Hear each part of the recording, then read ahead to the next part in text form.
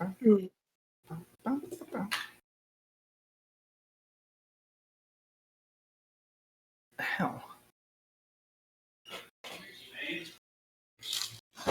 Hello and welcome to Whose Turn Is It Anyway, a show where a bunch of casual players play Dungeons & Dragons not so casually. I'm your host and Dungeon Master Garrett. This is our campaign, Ashana Rising. My mic feels really high today. Anyways, last time in the Ashana, I should start with the bar folks and our recap. Our bar folks of Papa Hugor, Otto, Godric, other NPCs. They'll be on screen eventually. I won't go through all of them. Are deciding which bar to go to. Poppy and Hugor convince the group to go to the Drunken Treasure, which is the tavern on the water that has fins of the turtle. Except Godric slips away in the crowd to go to the Wizard's Watering Hole, where he saw the elf with black tattoos head in. At the Drunken Treasure, everyone had a good time drinking. They see some of the pirate captains who have supposedly remained neutral in the ongoing pirate war that started a week ago in canon. A week. I know, right? I think that was like, what, episode 15, 16, something like that? Yeah. Only 20 episodes. Yeah. Half a year ago. We can go in canon. Let's see.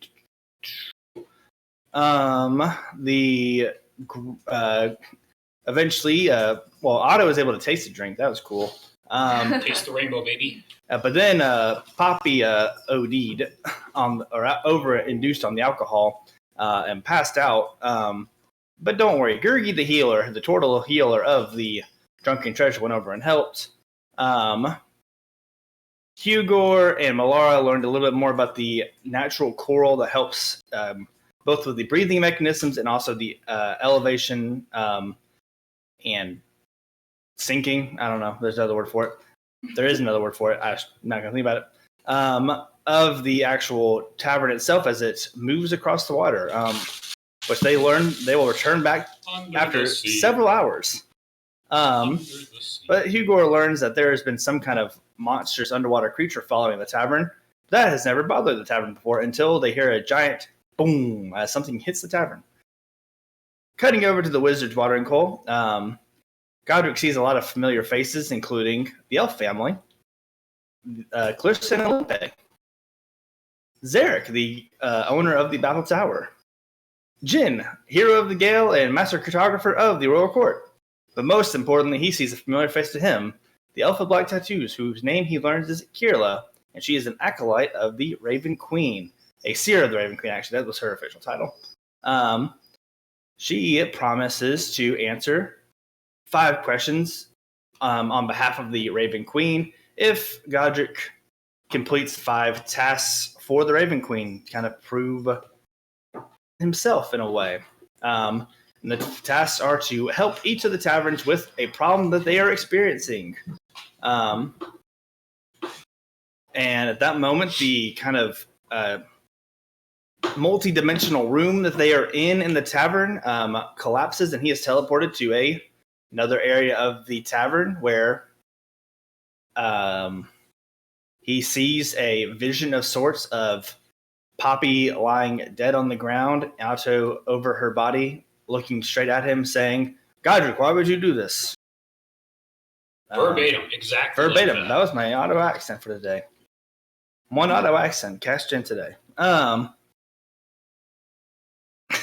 And back at the ball itself, Rui and Aurelian kind of break off and meet with some of Rui's old friends and other fellow samurai, Sebastian and Raihan, who are talking to some elves, and they kind of get the Rui gets the impression that these elves be racist, only referring to Rui's race and Aurelian's race as birds.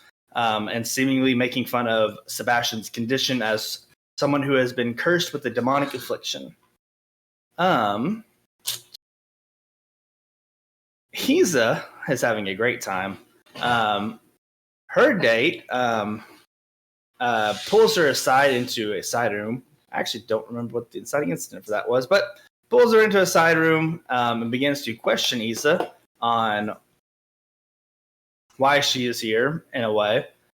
Seemingly does not, only has a loose idea of her connection to Kelxador.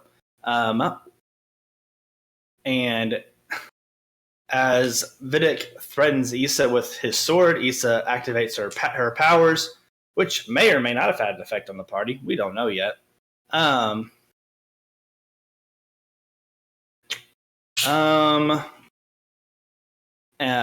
the activation of her powers, Vidic seemingly goes for the killing blow, but is distracted by two things. One, Isa mentioning Sense, which is the town that Vidic is from and had all the people go missing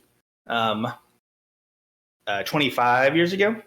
And also the arrival of a new group. The ruler of Zidon and his disciples. Zidon being the town in Ashana that most of the demon-afflicted different peoples across different races have been afflicted with a demonic curse by a demon known as Barros. Have all seemingly taken refuge in this town as they are mostly ostracized by society because of the demonic affliction that has happened upon them. They arrive.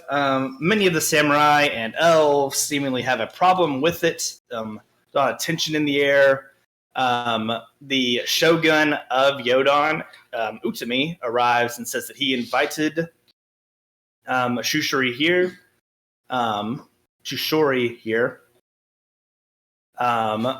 A samurai, her name is Syria, seemingly goes to attack Shushori. Arlo, with a casual display of strength, knocks her across the yard into Aurelian's arms. And defending his master. And Shushuri says, because everyone seems ready to fight, says that why don't they get out some tension by having a friendly spar between the different factions represented. The samurai, the elves, the demon guard, as I'll say today, the adventurers, and the royal court of Stroni. With Arlo being selected to be a representative of the Demon Guard, King Berberos, seemingly very intrigued to contest these different faction strengths, nominates one of his guardsmen, Neldar. Videk being voluntold by Sharkan of the Royal Court of Ashana, / also Isa. And Rui volunteering on behalf of the adventurers, and Aurelian volunteering on behalf of the samurai. But we will start actually today's session a little bit back in time to Maita and Namira's walk to the ball. But first, I will point out to my players something that I've done, hopefully to be helpful in the future. We'll see how it works out. I've added, basically, you see a little bit circles around each of the different characters on screen. They're all different colors to kind of represent what factions they are from. So the yellowish tint is all samurai folk. The green tint is all elven folk. The black is the demon guard. White being the royal court. And the light blue representing the silver ale. It was only in the mirror today, but figured I'd go ahead and put it on there. So the only people not with circles is y'all. So it should be, hopefully, easier to pinpoint who is with who. I have a circle. Am I to believe I am representative of the royal court as well? You're next to a circle. Sure. Like, I have a circle. He's just in a circle. telling me. I can also very humorously Of read that course. as me and Sharkon have our own circle for no apparent reason. No, the reading is that none of these are visible until because next time everybody will have a circle because apparently I have to click permissions for each of these circles. Oh my god. Oh, So now you see Ryan has one. Ryan has a circle now. Yeah, I'll slowly do that in the background. Why not? But anyways, we will start with Namira and Maita. As you both approach the ball, basically, this is before you arrive. Namira had slowly pulled you guys back from the deck, Ruby and Aurelian, as they approached the ball to kind of talk to you more in private. Okay. And we're going to that conversation now. As Namira says, so do I have to thank your training and gathering information for this, or just your natural talents? Well, I knew that being the perennial attendee to this event, that you have some sort of a reputation to maintain. So I'm just trying to do my part to help you maintain that reputation and be the brightest star at this ball. And of course, filling in the people who don't know or weren't there for 2 sessions ago, Maida had gathered some information to match his date's dress, which is a very specialized reflective fabric, basically. So Maida's suit basically makes the colors of Mira's dress shine even brighter, and her dress also reflects the environment around her. So, very interesting, Maita. You've always been very interesting. I'll take that as a compliment, milady. It is today.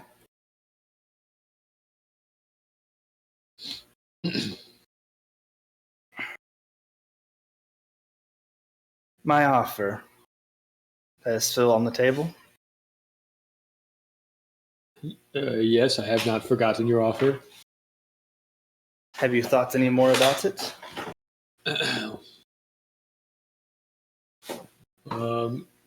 Well, I have. It just it seems that my job has been bouncing back and forth between all these special task force missions, and haven't really gotten a whole lot of chance to be involved in any sort of actual guild activity.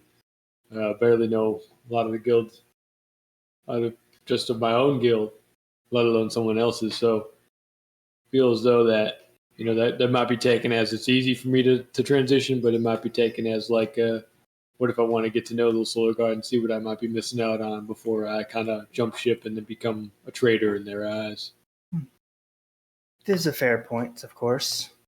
You have made a good point that it would be the easiest now. But also, you have not gotten a chance to meet both factions. I'll make arrangements Well, to give you that opportunity. But I will, to give a bit more of my pitch, of course, can guarantee a promise for you that if you do join the Silver Ale, you would most likely rise to the position of vice captain or co-captain within a year.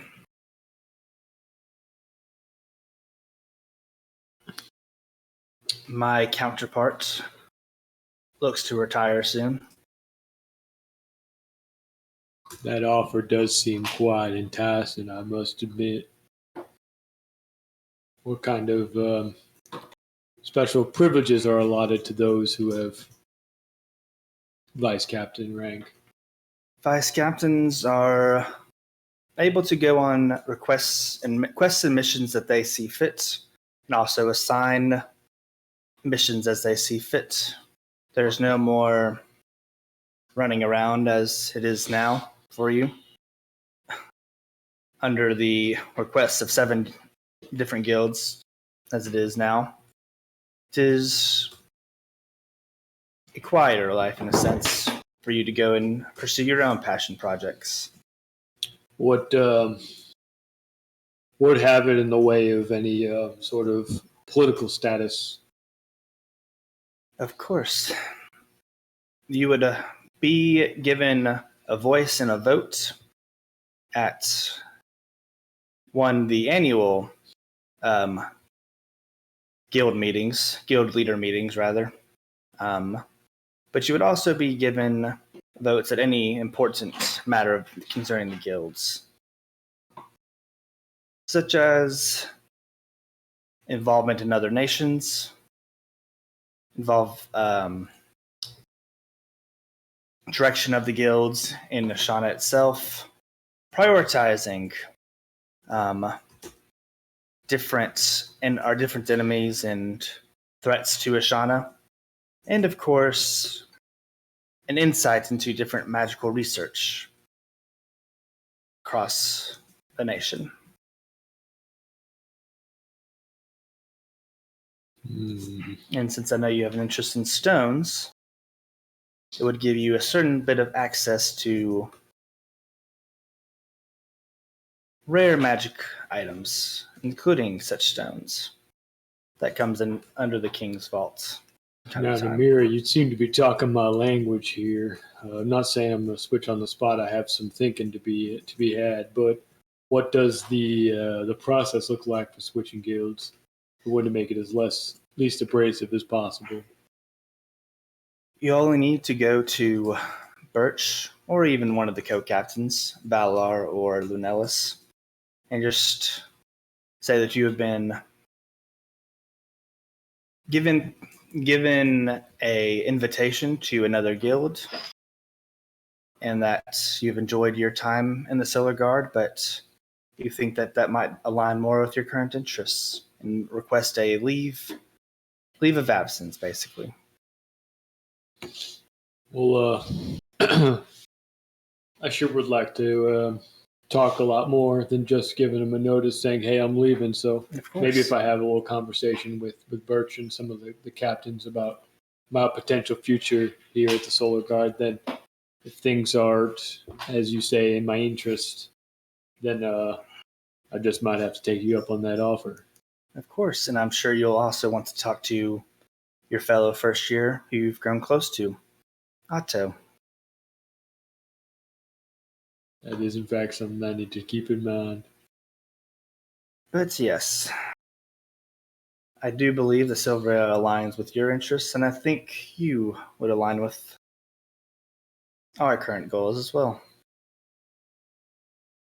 Well, I must say you make a convincing argument. I'll think well upon this act that I may have to take. Of course, and as you are approaching the gate, she says, and don't think that all of this was just about business, as she kind of winks before she enters the ball. And your names are announced upon entering. Would like to float gracefully at her mid-arm shoulder level with my arm extended for a casual, I guess, a formal walk-in. Yes. Hilariously, we'll do a quick retroactive charisma check for the three of you that entered the ball. So Rui, Maida, and Issa. Issa, because of the nature of your entrance, I'm going to give you a disadvantage. Okay. It's So just it's not your fault.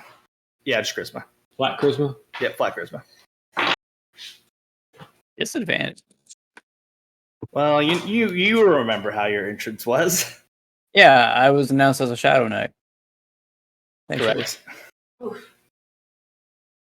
Well, I Taza Chaos and got a 10.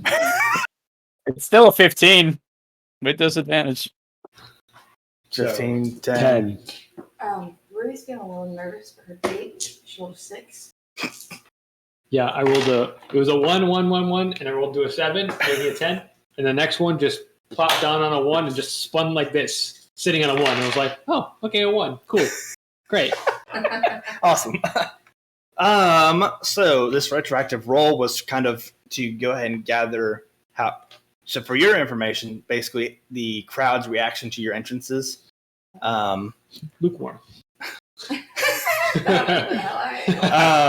So starting with Rui and Aurelia, I think you entered first. I think so. Basically, you see a lot of respectful nods to Aurelian, and curiosity is what we'll call it today as to who he brought along with him. Which you learned last time that is not typical for the samurai. Samurai are basically on duty, so they don't typically. Right. Only members that are allowed to bring dates per se are the three command captains, basically command point captains. Which he is one, right? Yes, he is technically command point 2.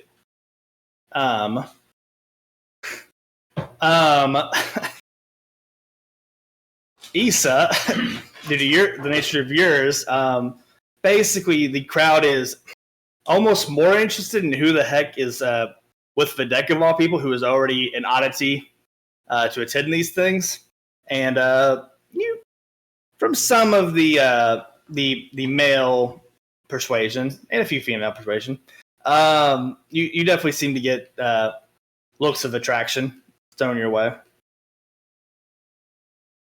All right, I'm not going to break canon. I'm still by Videk's side. Yeah. I'm too transfixed to notice. And for Maida, it's not a lukewarm reaction, but definitely there's definitely more interest. Kind of similar reaction to Aurelian and Rui, in that more of a curiosity in who Namira brought, but is a little bit more of a. You see a few more impressed looks, whether that's based off of your stature or just y'all's outfits in general. Can't really tell based off the reaction, but you do see a few impressed looks. Just to briefly reset up the scene, Namira had immediately pulled you into this group to talk, Maita, of 2 samurai, Yakira and Seraphim. This guy wasn't here. And 3 drow, Char, Herrick, and Narze.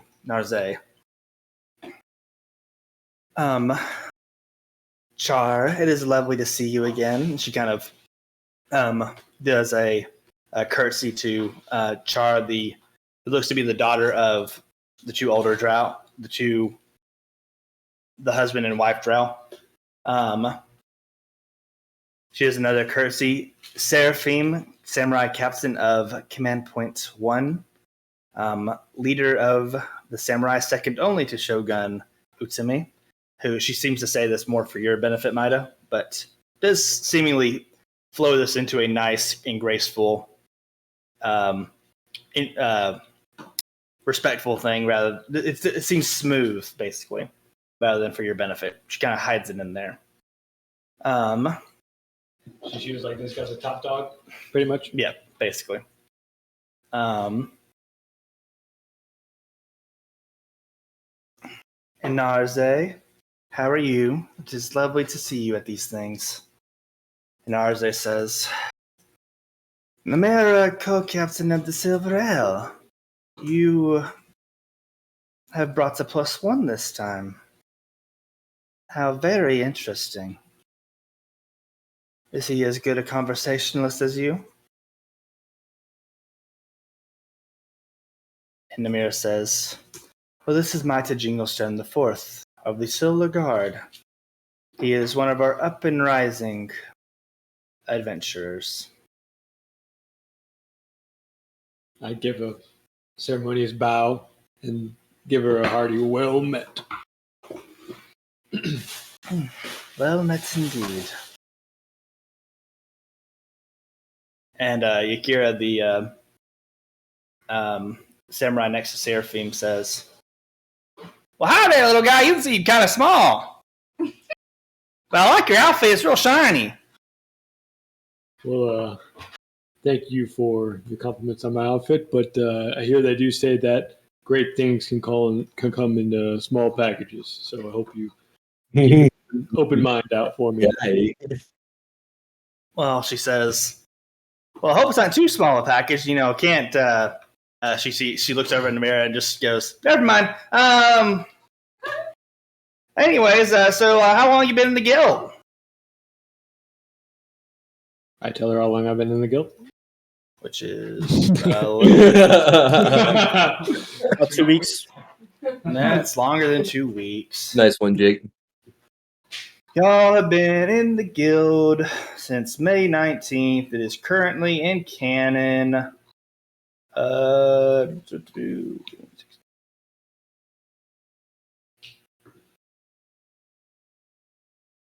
Got back that day. It is actually June 19th. So y'all have officially been guild members for a month. Nice. Barbecue? So then I say, well, I'm but a newcomer, a greenhorn amongst the guild members, but as I'm sure as many of the guild members may attest, it's been a hard road for that 1 month saving the world and such. Well, I definitely understand. I've only been a captain for about a year. Then Seraphim over there, the real stickler, he got me sitting in one of the lower districts, the welcome district of all things. Golly. But it's been pretty good. Can't complain too much.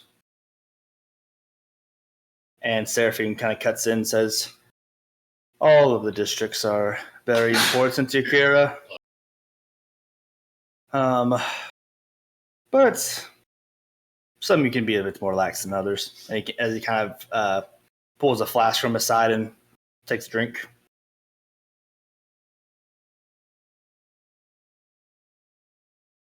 Is there anything you'd like to drink?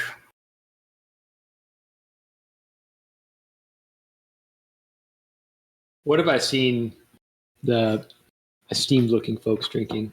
With a keen eye that I have. Yeah. Maybe a little perception, maybe a little.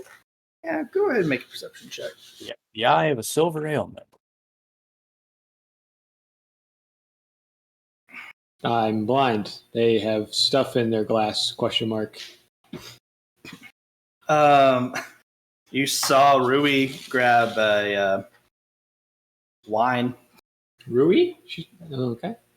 Just like the bar is like right here, and they were like right there in canon before in this little time-space continuum. Well, I'm afraid to admit that this is one of my first times encountering such a type of event. What is offered here for the attendees of this sort of joyous occasion?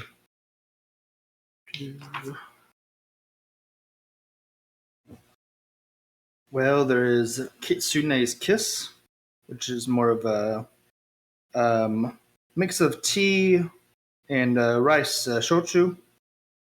Sure, I'm saying that right. That's one of the more traditional drinks served. But we also have Wizard's Wine here, Curdled Night's Hag or Sea Hag, depending on your tastes. Those are some more traditional Yodan drinks served to you, if you want some more local. Well, then I'd be happy to accept a Wizard's Wine. And a waitress kind of comes and gives you and Namira 2 Wizard's Wines. All the drinks are on the house at the ball. Well, I'm sorry, Namira. It seems that they thought that I ordered for both of us. Is this to your liking? Oh, they know what I like here. Excellent. And as she starts to drink sip on her wine.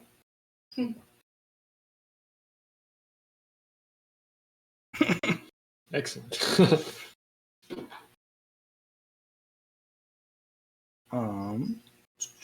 there anything you'd like to say to your gathered group at the moment? Not at the moment. I got to play it low and slow. Yep. Kind of let the thing develop because there's going to be some shenanigans.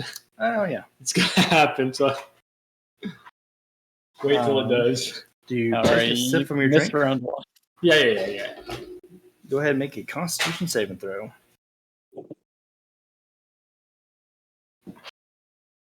21. Cool. You're good. It tastes very good. Very sweet. Then we kind of very light conversation kind of happens between your groups, and that is when all the shit breaks down, basically. And so that's when we'll cut back to the future. One thing I'll make note of, that was more like this, is when Rui volunteers, you can see that you notice that Namira was preparing herself to volunteer to be the adventure representative. And she didn't seem nervous about any of these proceedings, as one thing she had said to you is that a little spar always breaks out at these things. That has not surprised her. But she doesn't look worried per se until Rui volunteered. And she sort of passes you a worried glance before she regains herself and says, "Your friend Rui, is she a skilled combatant?" I would definitely say that she can hold her own in a little bit of a test of fisticuffs. I suppose we shall see. She's studied under quite a lot of masters in pugilism. And on that note, we will actually cut away to Godric. Oh my god. Oh man. It's getting too hot up in here. It's a game of, oh man, I don't want the teacher to call on me. Even hotter. Don't call on me. I don't like popcorn reading. I'll do it. I forgot. Hey, I know that guy. room. Hey, I know that guy. That's not the right room. Ooh, that one was pretty. Wait a minute. I know this trick. That's a monster car called Zoa. He did that on purpose. He's bluffing.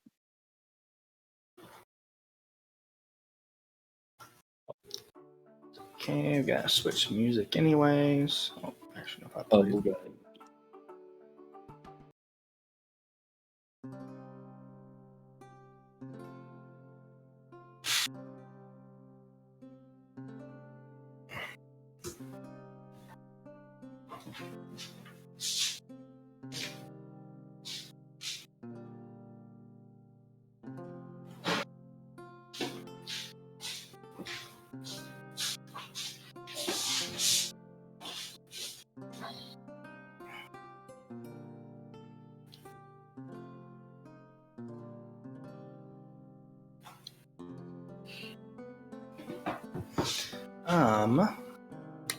But yes, as a recap for people watching, Godric's currently in a room that seems to be reality breaking.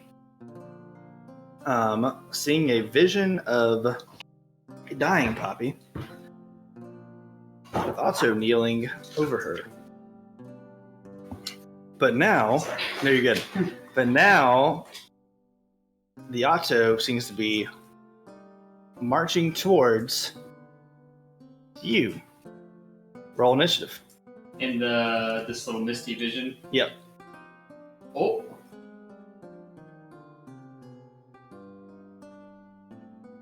Roll initiative.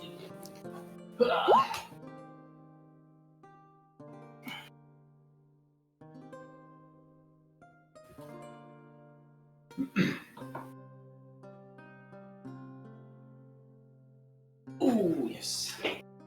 With advantage because of my thingy. Yep. 19. Also a 19. Roll off again. Uh-oh.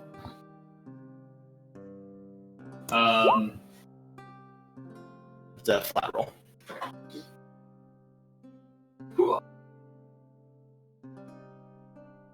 Come on. Oh, nat 20. Or sorry, 16. Almost nat 20.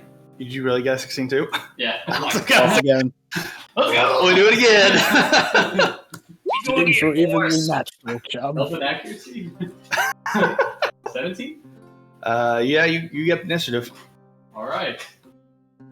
As a reminder, this auto seems to blame you for Poppy's death, as it has now fully materialized. There's a door right there, right? Seemingly. I move to the door. You gotta open it? If I try to open it, what is that going to use in my action economy? Item interaction. All right, yeah, I'm going to try to open it. Make an Arcana check. Oh. Whoa. Oh. 4. You seemingly cannot open the door, as it appears locked. All right, let me just.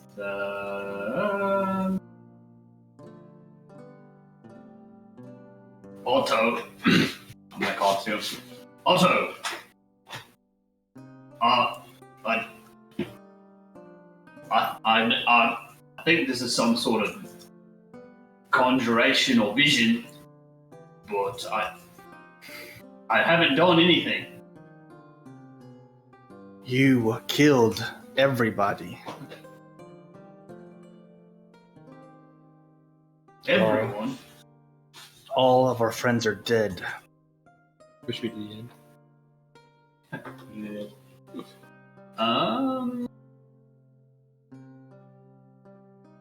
Let's see. Well, big thonk. Let me check the wording on something.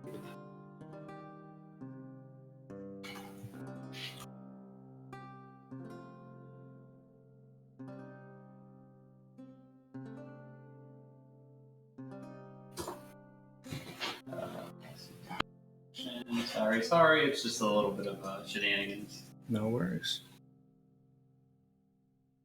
Alright, as my action, I'm going to cast... Oh, wait, can't do this. Dang it.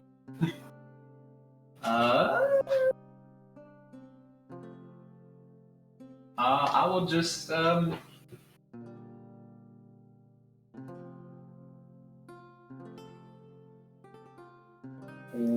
cast Charm Person on this thing. Is a humanoid target? Does that count? Yep. What is it? Yes. No problem. Oh wait, Oh yeah, wisdom save. Yep. And it fails. It seems to be charmed by you.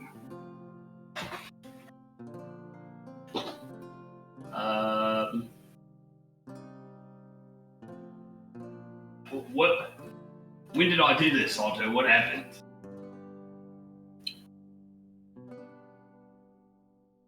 Good question.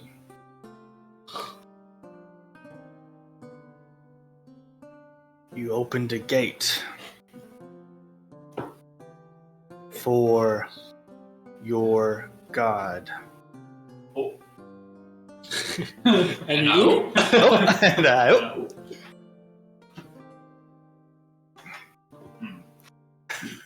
How did I do this? Oh, with magic, of course. I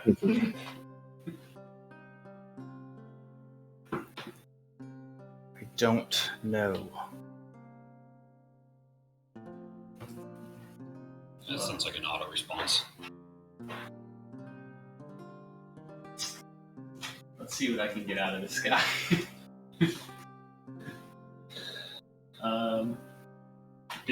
Did we find Lucius? Did he help me?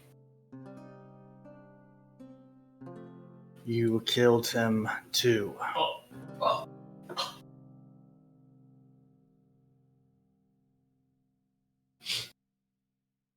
As far as actions, just for the sake of ending my turn, I will stay right around, I guess. Have them told to go.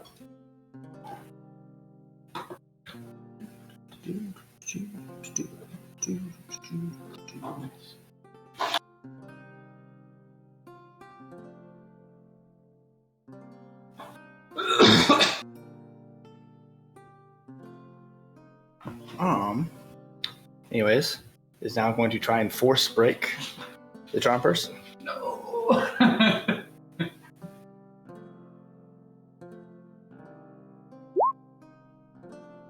Which it does not. And as it stands there, the room collapses again. Oh. And you lose the vision. You are Take my teleported. spell slot back. And you nope. And No. you are teleported somewhere else in the tavern. Hey, he didn't get attacked. That was a use of a spell. That was a good use of a spell slot. Impact slot too, so You one teleport done. to the room I accidentally took you Note to self: charm person works well on auto. to. I continuously playing pros. Note to self: charm person works well in auto. From the DM. Anyway, standing looking over. Hello? Standing looking over, kind of in a. This room seems to be a patio of sorts, except it has like a one-way glass, basically, so you guys can see out onto the courtyard itself, but seemingly nothing can see you two. Otherwise, you're sure people would be super panicking by this somewhat demonic-looking figure. It is wearing a white suit, purple skin, has no eyes, but a giant smile, and 6 spider-like appendages coming out of its back.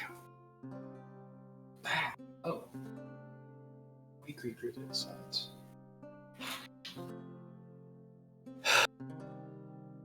Are we like moving rhythmically like this too? Like, good lord.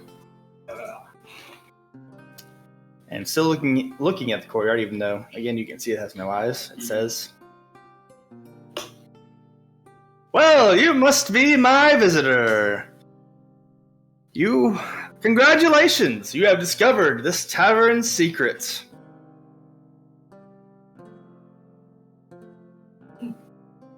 Okay. yes, I'm delighted to be here. With you, my lord. Oh, please, nothing so formal. My name is Admindium, Mr. Spirit of Vengeance. Very rare for us to get one of these in the tavern.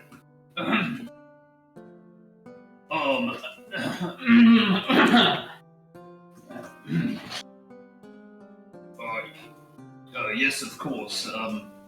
Not many like me running around here, I suppose.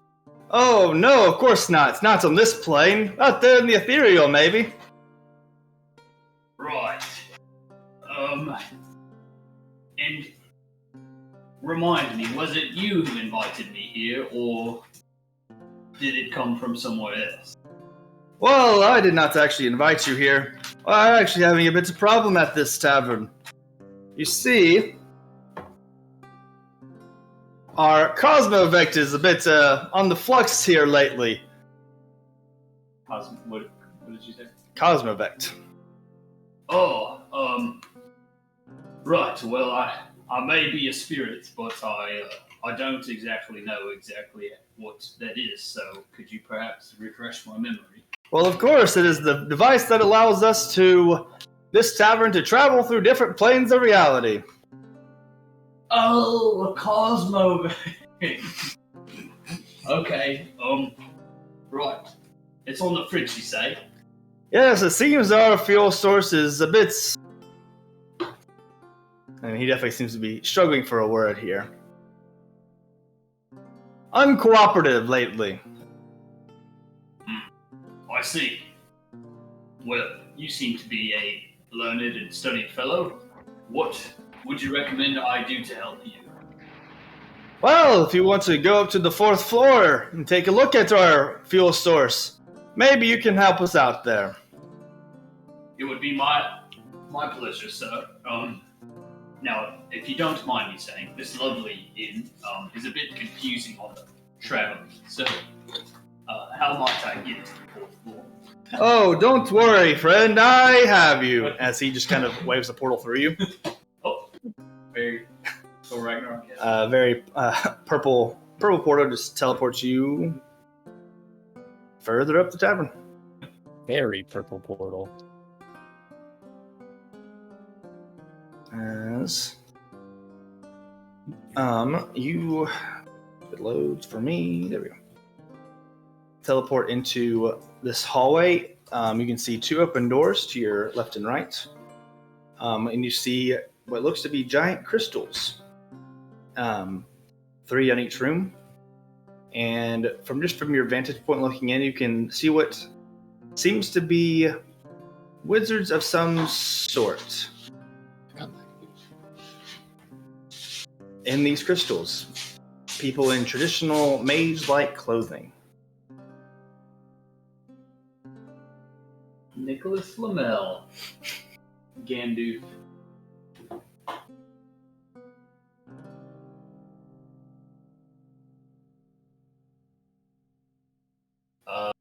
Can I get a general perception check?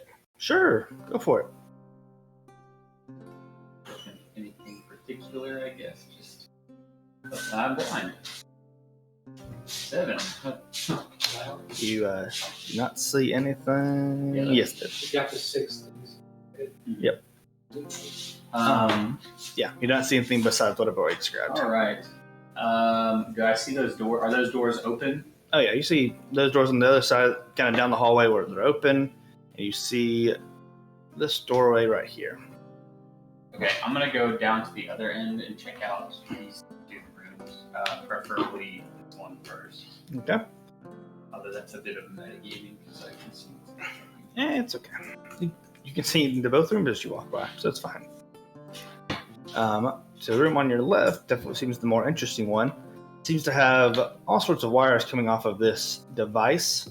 What looks to be a you know what? I think there's a description in here.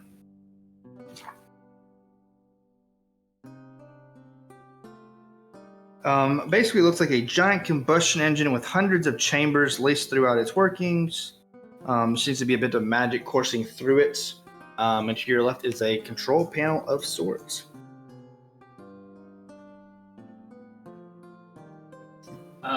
Can I examine the control panel? Sure, make an investigation check. These rolls 8. You are sucked into the device. Okay. Oh, no. I'm just not having a good time. Everybody else is drinking and partying. It's like when you walk to the bathroom and you look at yourself. You gotta get it together, man. Roll a d6. Now you're thinking with portals. And the device seemingly tries to shoot you into one of these crystals, but it's already occupied. So therefore, the crystal breaks. Take Oh, 15 force damage. that hurt a lot. But you have freed and hopefully not killed.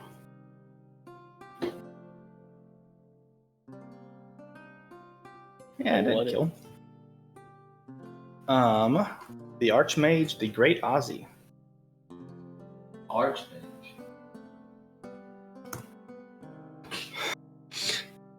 And he kind of stands up and says, "Thank you, traveler, for freeing us. We have been trapped here for eons. Is it what realm? What realm are we on? What year is it? what dynasty? What were the Raven Queen's instructions to me?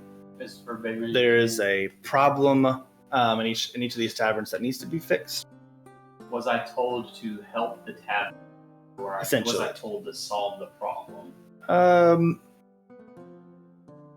Kind of killed. Help the tavern. And Do I know any way to retrap this? No. Well, I guess make an Arcana check.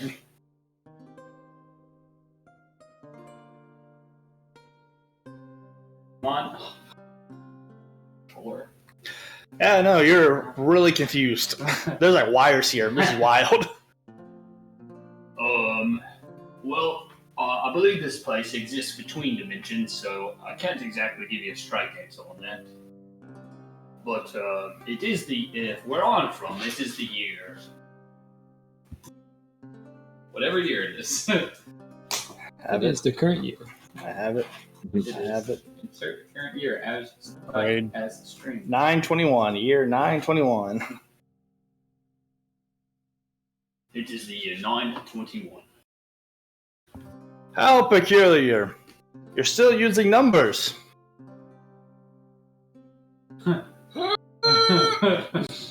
Hello? What are you from the year A? Come on. Alpha Zeta?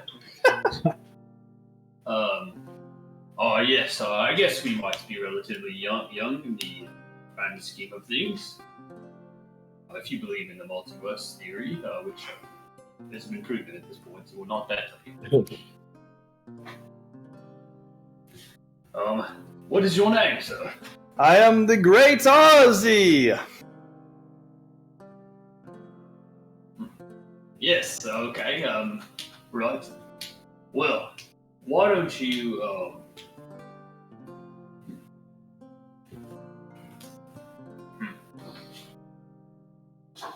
I'm looking at him. I don't know if I'm lying. I don't know if I calibrated the machine correctly when I set you loose. Could you step back on the platform to so I can make sure I calibrated it correctly? Of course not. I will now free my compatriots from this demonic aberration below, and we will free this place and go back on our travels. Oh, okay. Yes. You should do that.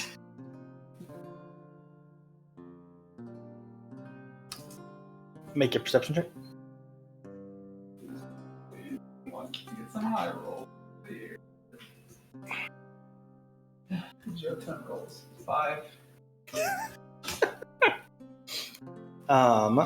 You don't see it until it's much too late. Is he doing something counterspellable? Oh no. Okay. As peering out of the Great Ozzy's shadow is Admindium, who pierces a spidery tentacle, leg, whatever, through the Great Ozzy, instantly killing him. Now that's not what I asked you to do. Oh, okay. I didn't know how to contact you. I got sucked into the machine there, and I got spat out of this portal here, and it broke the crystal. And I tried to get him to get back in, and he started on and on about friends. And I'm glad you're here. I should have asked you to come with me. I don't know what I'm looking at up here. No worries. As he just slowly pulls the spidery leg out of the Great Ozzy. No matter. Spirit of Vengeance is probably as good a fuel source as any. I see. And here we have the microverse. And they have a miniverse. Teenyverse. Let me just check something out here. Not that space that you can see.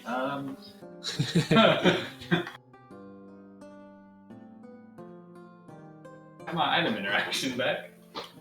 Sure.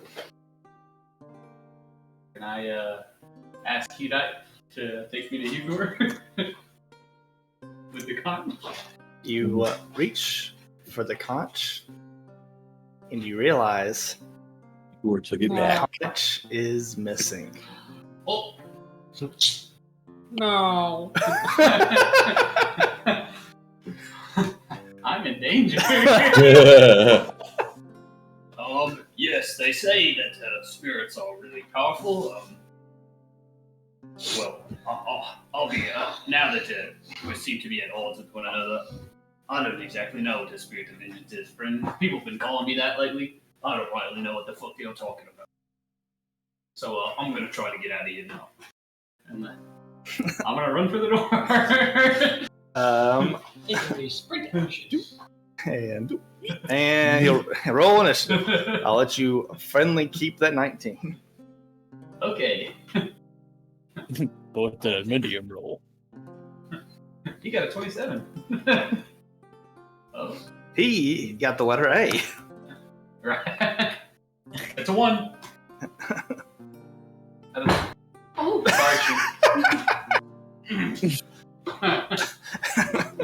Guy looks a little skittish.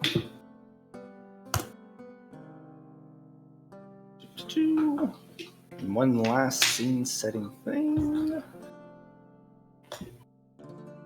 Oh.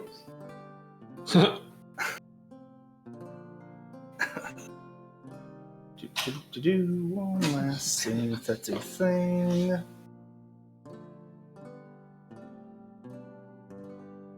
As Admindium appears to be paring down you hear a lot of wind coming from the hallway before the door is blown off its hinges, and in arrives Jin, head of the gal, here to save the day, kill the demons, and win the ladies. Or save the day. Or save the day. Looking Godric. Oh, Jin, thank you. I'm frankly out of my depth here. Right. Well, I came to this tavern last year. I'd sensed the demon's presence, but unfortunately was a bit too occupied to investigate. But I made the pledge to come back next year. And here we are. But good on you for investigating and finding out on your own the problem. Oh, yes. And how would you describe the problem? Oh, well, you see, this here is a demon aberration of some sort, and it is in Ashana, so therefore you and I will kill it. Oh, yes, it's a threat to the kingdom. Of course. Now, hold on. I thought that these things powered the tavern. Doesn't that make this whole place suspicious? I'll do a bit more investigating after that, but I think that guy wants to kill you. Oh, yes. Well, he wants to use me as a power source. I think he wants me alive. Oh, okay, well, if you're perfectly fine with that, here you go. No. Definitely not, friend. Alrighty then. Well, let's say you have a good adventure here, huh? Save the world or something? I don't know. I don't know what we do anymore. I'm drunk. Lately it's been me doing the saving, but I'm glad that you're saving me at the moment. Oh, big adventurer wants to save the day. I guess I'll go back to drinking if you want. No, that's literally not what I said. Please help me. Alrighty then. And he pulls out his spear, gets ready for battle, and we will cut to another part of Yodhan. Multiple battles. As the last thing that happened here in the drunken treasure,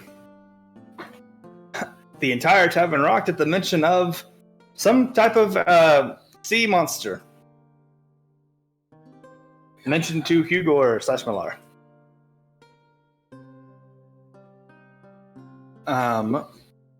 The merfolk Malus says, "Dear Loxodon, you're an adventurer, right?" Yeah, for a while now. Can I probably guess what you're about to ask me? Do you mind dealing with this threat to the tavern? Yeah, we'll get right on that. We can lend you our horses. We can lend you our horses for battle. Do they come in plus sizes? Of course. All right, sweet. We have 2 horses, and one of them is a bit overweight. Some would just say he might be pregnant, but that's beside the point. All right. I get it's a seahorse. Oh, Well, we Now just call them that horses horse. down here. That's yeah. I'll just I'll just do the adventure thing and rally the troops. Here we go. Don't Cool. worry, I'll come with you too, Hugor. Says Millar. I just have a real cheeky grin on my face after that one. Cool. So I'm gonna head back, I guess, out to the main part of the tower. Hey, gang. Who's still standing? You notice that you don't see Poppy or Otto. Oh God. Bragi and Nearbeth look sober. Lyra and Aldar look sober. Mm-hmm. Lavacious does not look sober, but Miriel looks sober. Noi is currently being clutched by the throat by a polar bear. Wonderful. Noise. Okay. Oh God, where's my gang? Oh, Poppy's got Rocky Talkie, right? I Yes. do. Yeah, I just so I go. Poppy, adventurers that are underwater, come in. Since Poppy is still under the influence, Otto, you do hear the Rocky Talkie and hear Hugor's voice. Can I hear? Hilariously, no, I and neither does Ruby. No. pick up the walkie-talkie. Yes. I start talking into it. Hello? Hugor? Thank God, someone responsible. Debatable, but let's keep going. All right, I know you felt that, right? There's Yeah. do I have to explain any further? No. Mr. Turtleman? Why, yes. Are these two going to be okay? Oh, yeah, they'll be fine. Well, I didn't really check on that one over there, but she's probably just tired. But yeah, I'll get all the alcohol poison out of this one. She'll be fine. All right, perfect. All right, Hugor, I'm coming. Thank you. Just massaging my temples. Oh no, it's a Hugor's the leader episode.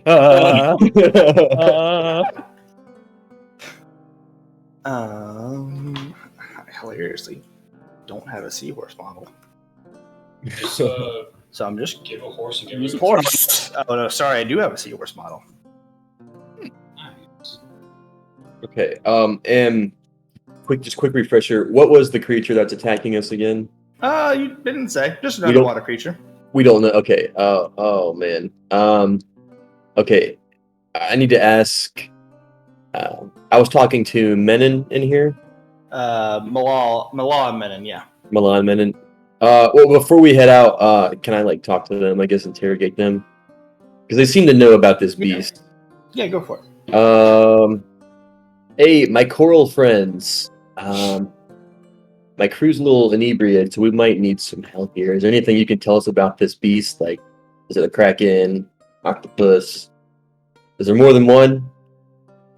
We believe it's only one. We hope that there's not more. But yeah, it seems to be of the clam persuasion, the mollusk persuasion. Oh, okay. But haven't been able to make any sort of communication with it though. Yeah, I've never known those to be vocal or violent. This is kind of a new one for this adventurer. Yeah. Looks like I would have put some different spells. Okay. God. Do they like to eat anything? What do they eat? We've never encountered a mollusk of this size before. Am I hearing this? Yeah, you're probably there. Yeah, we'll just assume you're sticking with me. I don't. Oh my gosh, we're fixing to do underwater combat. Oh, God. I'm gonna have to use the Pythagorean theorem again. Calculate for water resistance. Yeah. Okay, a mollusk. You know what? To be honest, Menon and Milan, I don't even know what to ask you guys. It's a mollusk. So let's just Otto, Malara. Do you think there's any chance Azura might help us out? I mean, she seemed pretty powerful. You know what? Yeah, hearing Otto's laughing, I was like, yeah, we better leave her out of this. She's already not having a great time. Yeah, no, not at all. No. Yeah. Okay. Well, let's hop to it. Malara, let's get up to the horses. How big are the seahorses? Is it like one person per seahorse, I assume? Yes, one person per seahorse. Malara turns into a reef shark. Oh, word. Yo, Hugo, can you do that? Yeah, I was finna do the same thing. But I'm gonna wait. I'm not gonna go wild shape yet. So I'm just gonna hop on my seahorse. For your consideration, if you did, you could bring an additional person. Yeah, go here. Well, man, yes. Bragi can also transform into a reef shark, so he will also do that. Okay, Bragi. Everyone else has no means of underwater travel. No means of work. Shape of. Reef shark, reef shark. Hey,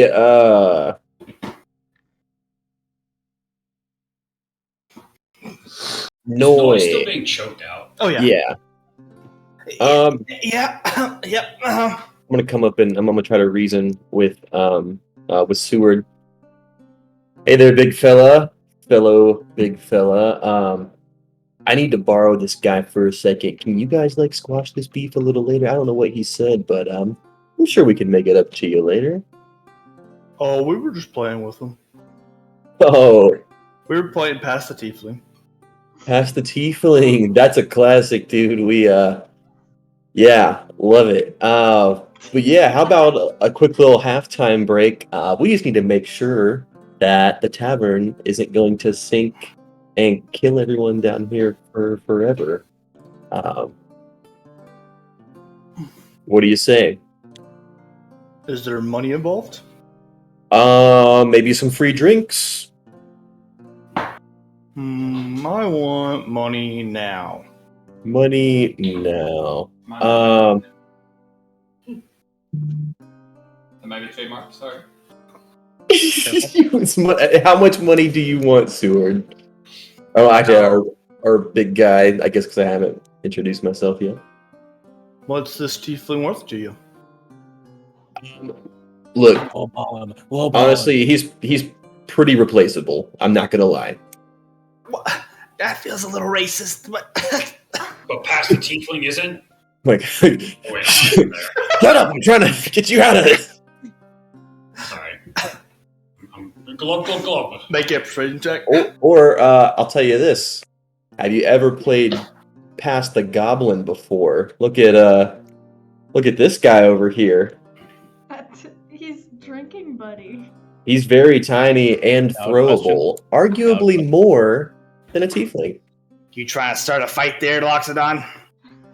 Nah, man, I'm trying to start a game. Past the goblin.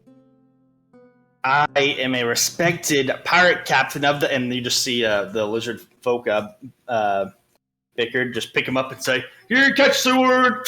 And they start throwing the goblin, and they Seward drops Noi. Yes! Get me out of here! All right, we're screwing out of there. All right, wait, you owe me one. Okay, you're coming with me. Hop on this seahorse. We gotta figure some way to appease or we're gonna appease the mollusk. But I'm just bringing you along in case things get hairy. As he running, says, "Poppy got me into that mess. You owe me." Anyways, All right. Yeah, I'm gonna. shark. Yeah, I go reef shark, I guess. All right. Pull up my new the animal stats real quick. Making it to the other side of the tavern, debarking. At first, you see nothing under the sea, and I don't have a clan model. Shaking my head. Get on it, D&D. We'll just use a shark model, or I guess you know what? We'll use a kraken model. Why not? As our giant clan. Just for a little bit more fear. But the clam is actually like, you know. Oh. So basically imagine the oyster clam from SpongeBob, and that's basically what's just ramming into the side of the tavern. Bro, check Discord right now. Oh, hey, I've seen this episode. Come on, Mr. D. Listen. I see. But yeah, what is your approach? As it just seems to be making a series of loud chirping noises. And it's ramming into us. I need to check something Hey, on my Hugh, character you sheet. can talk to that thing, right? Hey, I'm a shark right now. Yeah, I'm a shark.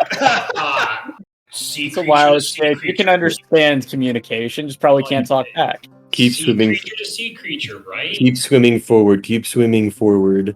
Otherwise, I'm going to try talking to this thing. How far do you think we're going to get? Not very. Tell you that right now. No, I didn't take talk with animal. All right, perfect. Cool. Glub. Okay. All right, what do you say? Is it a he? I can't really speak. All right, Make a nature check, Hugo. Okay, yeah, I assume I'm just trying to figure out this thing's intent, like why it's ramming its head. So Pretty much, yeah. Nature. Let's go. Ooh, a whopping 5. I'm a druid. By the way. Can I roll nature? Yeah, sure, Otto, you roll nature. Let's go, baby. I got an 8. Yeah, you sure don't understand it. Otto has Nope. spent more of his life in nature than Hugor, canonically speaking. He merely adopted the nature. I was born there. Okay, I would like to swim a little closer to it. Hello, Melara, can you talk to this thing? Our other two shark friends, I guess, make checks. Why Okay. not? Let's see, nature check for Broggy. Yeah, good 7. Wow. Let's see for Melara. Oh, please. And You bring 3 druids under the sea. This is incredible. How Okay. many druids does it take to talk to a clam? would it be What did you get? a nature check to see what I know about mollusks, Yeah, sure. or I'm gonna stop making nature checks. Swimmingly. Boys! Homies, what is wrong with the dice tonight? Yeah, I got a 6 on that. I assume I just know they live underwater. Man, this is your first ever clam. Yeah. Noi. Live under the water. It's always Yeah, this is only mildly better than the polar bear, guys. What do you know about this? Yeah, if this is where we're gonna blow our nature check. Oh God. That's not one. No. Yeah, this is my first time under the sea too. Are we sure this is the right group for this?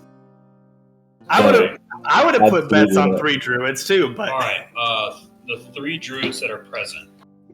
I'm giving you all 1 minute before I try and kill this thing. Okay. Forget nature checks. I want to like swim kind of towards where it's ramming, and see like what it's getting at. Is it after the pearl? I'll ask. Make a perception check. Perception. Totally involving smell, right? Well, it's a 16. Cool. Awesome. Does the 23 go through? Oh, Yes. you getting punched? Bum, bum, bum, bum, bum, bum, bum, bum, bum, bum, bum, bum, bum, bum, bum. So what you notice is that it does seem to be directed towards the actual coral room. Okay. So that seems to be its focus. Now, it's actually not that bad. And then the grappling begins. It's not that bad. You take 6 damage, bludgeoning damage. Oh, and the clam ate you. Oh man. Hugor, you can become a pearl.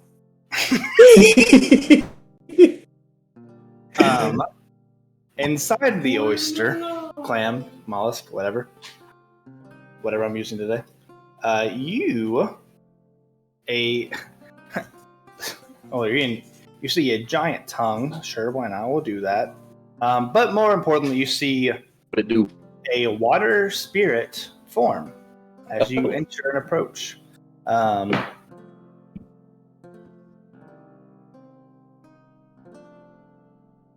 Do you maintain shark form as you see this happen? I understand my gloves. I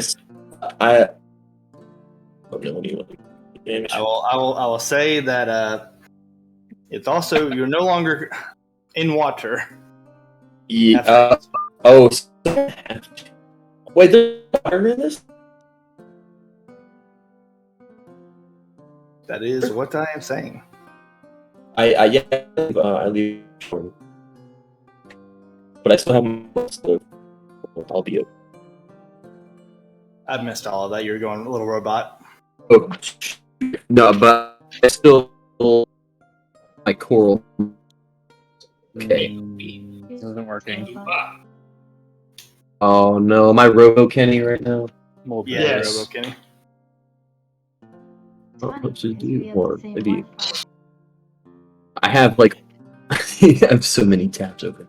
Is it better You're now? fine now. Yeah, you're fine now. Okay. Anyways, what I was saying was irrelevant.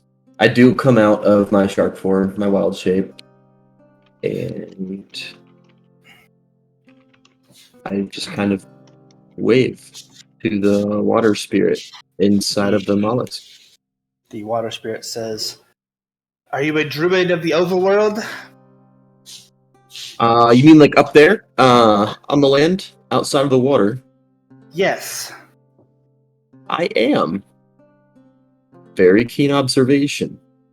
My name is I've dealt Igor. with your people before. What do you mean by dealt with? And you Long ago, there was a war between what you would call the surface world and the underwater nation The Of- insects will no longer rule of this world. Atlantia. Oh, can I history check that real quick here? Yeah, sure. Have I heard, has Hugo heard of this war? 15. It does not ring a bell as far as like Okay. a war. Uh-huh. Atlantia rings like the faintest of bells, but you're not picking up like exactly what it is. But Atlantia doesn't sound like a thing. Can't put a place to it. Really wish I had that conch right now.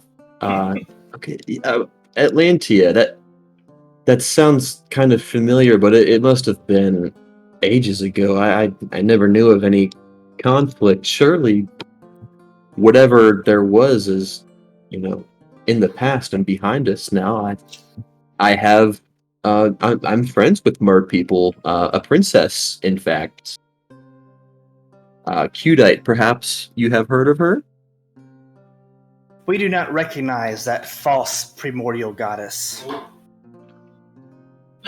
Oh, You were accidentally stepping on a landmine. Oh no, I stepped in the plot. Ugh. um. Well, I hate to, you know, trespass in any sort of way, as me and my friends have only just got here. Is there anything we can do to make amends with you? It seems that the big guy here wants something from inside the tavern. We are one and the same. Gesturing to the clam. There, I guess y'all surroundings. Yeah. Okay. Well, yeah. So what is it that you're after so badly? This structure has stolen a sacred resource to our kind. I point to my face with the coral mask. Yes. Would you be talking about this? Yes, the axolite coral. It is necessary for our kind to survive. We have been protecting it for many eons until the rest of our kind can reclaim it. Oh. Yeah, and then and these filthy colonizers just came in and stole it from you for their own capital gain? Yes, the coral was stuck in this structure of ancient Atlantia, a vehicle that we use for combat. Okay.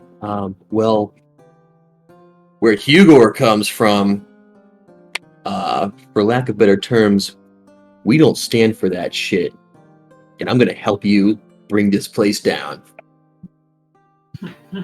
How will you do that? How can I trust you? Scroll through character sheet for a means to do this. Follow up this shit talking. No, like I actually kind of want to. Hey, from I come from, Land down under. You better run. I may come from the world above, as you say, but I do cherish what I have up there. It is, the place I come from is almost kind of like you could think of it as like a coral city that you have down here, but instead of water, they breathe like, sunlight and things like that instead. And I'll be damned if anyone took that from me. And so I just want you to know what you're saying resonates with this Loxodon. And all I can give you is my word.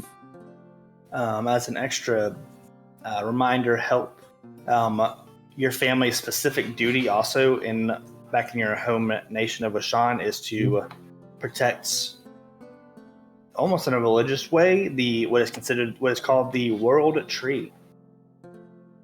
Oh. Ooh. Which your family and the people, your nation, believes to be either a gift from the god in some texts or a god in it of itself that presides over all nature itself. Yeah. So all the more reason I know what it means to guard that which is sacred to you. Make a persuasion check with advantage.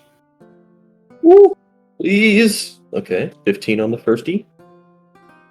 Dirty 20 on the second one.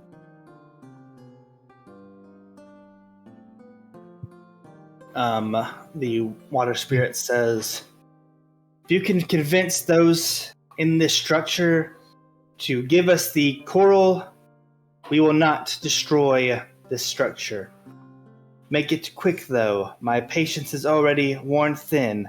I have chased this structure through many oceans. Thank you for your understanding. I'll try to resolve it peacefully. But if they won't comply,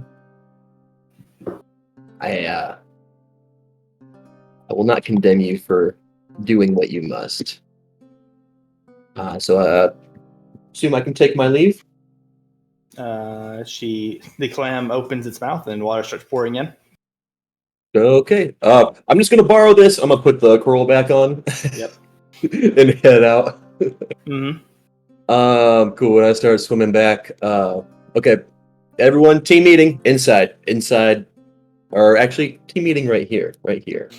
I'm gonna explain. I pretty much just relay everything that happened inside of there. And I guess Otto and everyone else, how do we feel about potentially letting this place get destroyed if we can't settle it?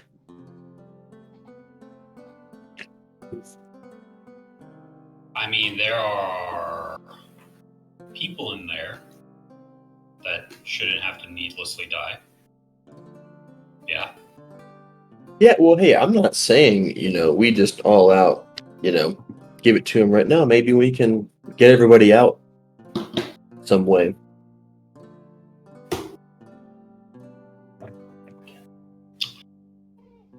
Okay. And Yeah. how do you propose we get everyone out? I think we need to go back inside, or actually, Otto,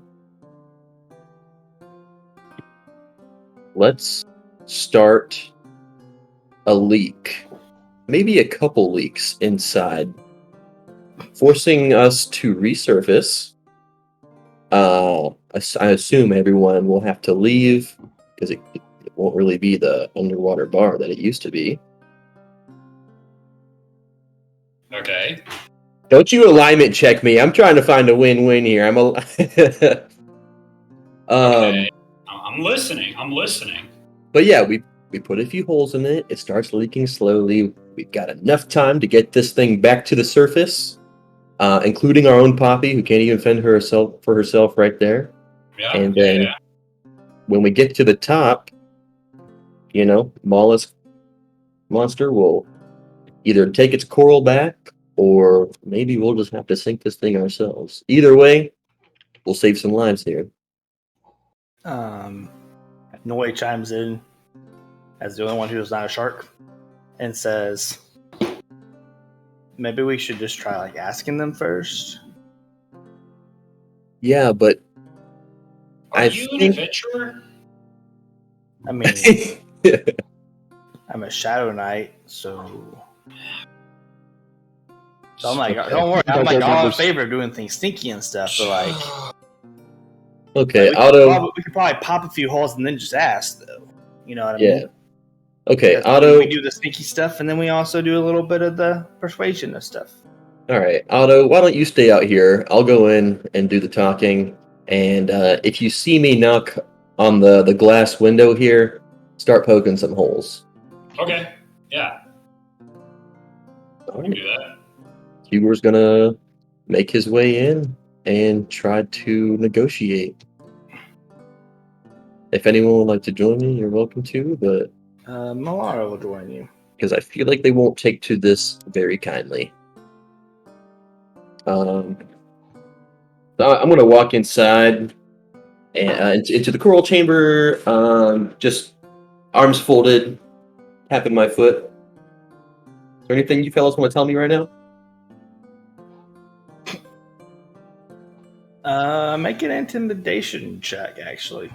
Woo! I love when the DM asks me to make a check. That is a 22.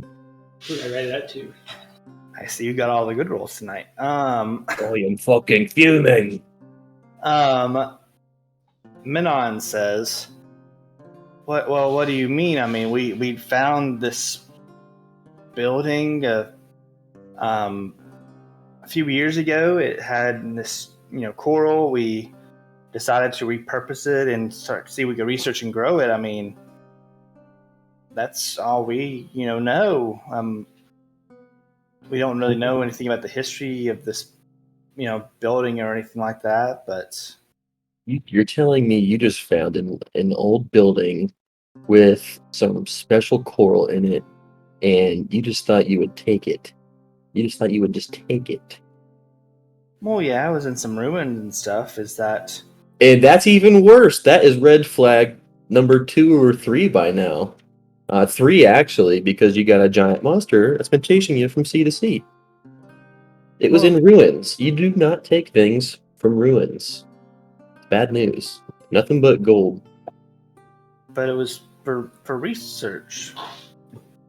Well, I've got an update for your research logs here. This coral is already owned by people. And you stole it from them. And if you ask me, you owe them. I think you need to give it back and then some. Make a persuasion check with the advantage for the guilt trip. Why not? Oh God. Please. Okay, 15 was my highest. Malice says, do you think the creature would be fine if we grew enough coral for it to match what was originally here, and maybe even then some? I think take that. I think as optimistic as that sounds, it is this species of coral itself that they own and hold sacred. It clearly means a lot to them, and it was not meant to leave where it was.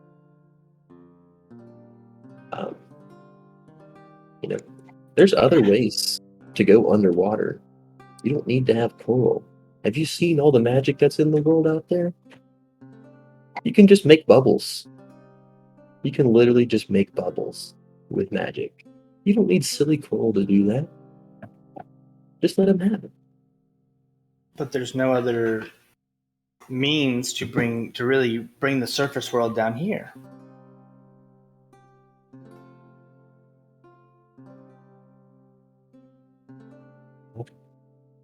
Well, sometimes you just can't have it all, You have to make sacrifices. Can't just have the whole world at your fingertips just because you want it. Always get what you want.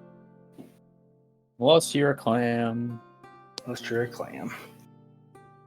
And I'll tell you, just because, even if you skedaddle out of here and you take off and, you make it to another port where you serve up drinks and things, this thing and other things, they're going to follow you the entire time you're inside of this building with their coral.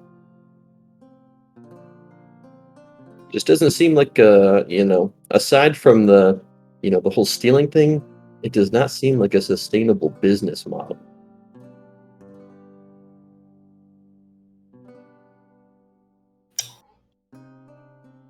Make a intimidation check. Ooh. No, that's only an 11 this time. 11? Yeah. I start walking towards the window, just looking out of it. I think I can see Otto out there. Yep. Minon says, what does the clam propose to do with this coral after this? Why do you ask?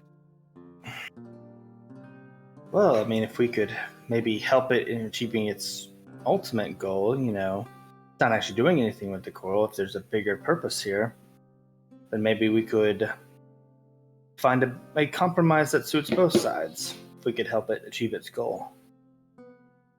Can I make an insight check to see if his heart's in the right place, or if he's just trying to make money? Sure, make an insight check. 21. No, 19. 19, sorry. I wouldn't necessarily say his heart's in the right place. But it doesn't seem money motivated. It definitely seems more research motivated. Research motivated. There's no dishonesty here. He does seem to want more. He doesn't necessarily. It's more of the dishonest part is not necessarily having the clam's best interest at heart, but more so in his focus on wanting to find a way that he can continue his research on the coral. Oh, that's gonna. You want me to go back out there and ask it? Well, sure. I think they just want it back. Well, if you're offering. Well, look, man. I gotta say, if I go back out there, there's no telling what they do. It's here and it's ready to pounce. It's got what it wants right in its grasp, and it's about to take it. This is your last chance. Mal says, well, what if we're able to keep the tavern and you help us do that? Free drinks for all your friends forever? I'll just shake my coin pouch. You know, I'll shake my coin pouch. You think I'm worried about free drinks, man? And we let you take a piece of coral for yourself that we've grown? I don't need it. I can already breathe underwater. But you had said you wanted to study it as well. Is that no longer the case? Of course. Because it's okay to change your stance on something once you learn new information about it, which I have.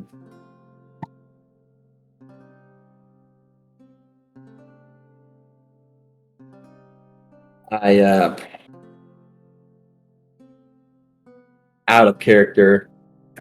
Should I start knocking on the glass? I'm not answering. Because I just feel like we're kind of running in circles here. I don't know how to steer out of it. You have to make one side disappointed or the other. Yeah. Knock it is. Noi just kind of sighs and moves his seahorse under the tavern and starts poking holes in the bottom. Can I make eye contact with the giant mollusk? Or they don't have eyes, I guess. Sure don't. Like, do I know it sees me? I'm like looking at it. I just want to throw it a little wink, you know, like I got you. Doesn't seem to have a way to convey that it recognizes what you're doing. So that's okay. Hugo did it. Like, do you also commit to sabotaging the tavern? I can't flip a coin in water. It won't work. What would Poppy do? What would Poppy do? I'm gonna get real close to the glass that Hugor's tapping on. Uh-huh. I'm gonna tap back. Taps back. Tap back. I don't know. What does that mean? We didn't discuss this. The Kelpies, Menon and Maula. Mm-hmm. Definitely take notice of it. Mm. And they just approach the glass and kind of look out. So I have a coral mask on, right? Yeah. We'll just take it off because I don't need it. Mal says, "He'll die!" Arnold Magic School Bus. Oh, that's funny. Also, Hugor never... Yeah, he did tell me. Okay. So he auto taps back on the glass. And Hugor takes that, I think, as like he's sending the order back. I tap to give him the order. He taps. keep tapping. 3 shorts, 3 long, 3 shorts. I give him.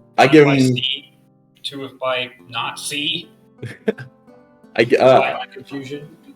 By air. Yeah. Otto hurts himself in confusion. Looking out at Otto, just give him like a thumbs up, like you good? Confused look. Does Otto thumbs up back? I thumbs up back. Good out How many holes there. has Noy made by now? He's made about probably a dozen. All right, good. Broggy's probably made about a dozen. All right, T-Flex good. the other side. My Okay. confusion tactics are working. I'm not going to be an accomplice in making holes. Okay, fair. Hugor, what is it that Hugor wants the most right now? Alara. Hugor really resonates with the mollusk sea person. Just wanting to protect, like the natural habitat that it has. And he's ready to sink this thing, but not with innocent people still inside. Hugor, a dark snake emerges from your chest and kills the Kelpies. Whoa! Issa at it again. And the snake starts to rampage through the bottom of the tavern, sending it up.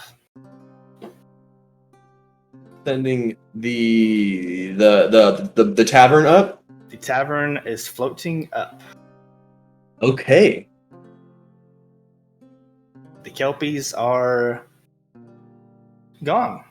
There's no trace of them left. Sheesh. Okay. But we're floating up. I want to look back at Malara. Hugor is very scared right now. What does her expression say? She is staring at you in shock, going, "What did you do?" It wasn't me! I don't know where that came from. I've never seen it before. Otto, you saw all that through the window. All right. I just wanted to help the sea spirit. How fast is it floating up the tavern? Pretty fast now. It was a slow thing before, but now it is. Are Noy and I just chilling in the ocean with Birdie? Causing a commotion. Froggy, yeah. Froggy? And the mollusk. It's you seem to think that it's about to chase after the tavern, thinking it is more trying to escape than actually being sabotaged. The snake is? No, the mollusk thinks that. Or the thinks that. Okay. That is just your general quick perception of the situation. Do I have the? I don't have the walkie-talkie. It's still on Poppy because I never took it. No, wait, I picked it up. Yeah, you picked it up. Hugor, hello. Sends. Oh, I forgot you had one. I didn't realize it. You picked Hey. it off of Poppy, but yeah. What's going on up Oh, there? that's right. Yeah. Man, I don't know. Just please come back inside quick. I'm scared for Poppy. I'm gonna go find her now. Yeah. Listen, this mollusk is about to give chase. Is there a secret code word I tell it not to? Are you guys evacuating? What's going on here? Yes, it is time to evacuate. This thing's going up, and we're gonna have a very short amount of time to get as many people out of here before it rips it back down. Okay, great. Hello, mollusk. If you go, Otto, Yeah, Otto. yeah. One more thing. If you go inside of it, when I went inside, it spoke to me. Maybe you can do that too. But I understand if you don't want to talk to it that badly. You're gonna have to tell me how to get inside. Like where? Just swim in front of its mouth and look really tasty. I guess that's what I did. Maybe it eats shark. All right, I'm going to tell my seahorse. Hello, little seahorse. You're going to sit here. All right, good. Nod. I'm going to swim in front of the clam. Okay. I'm going to T-pose. It eats you. All right, perfect.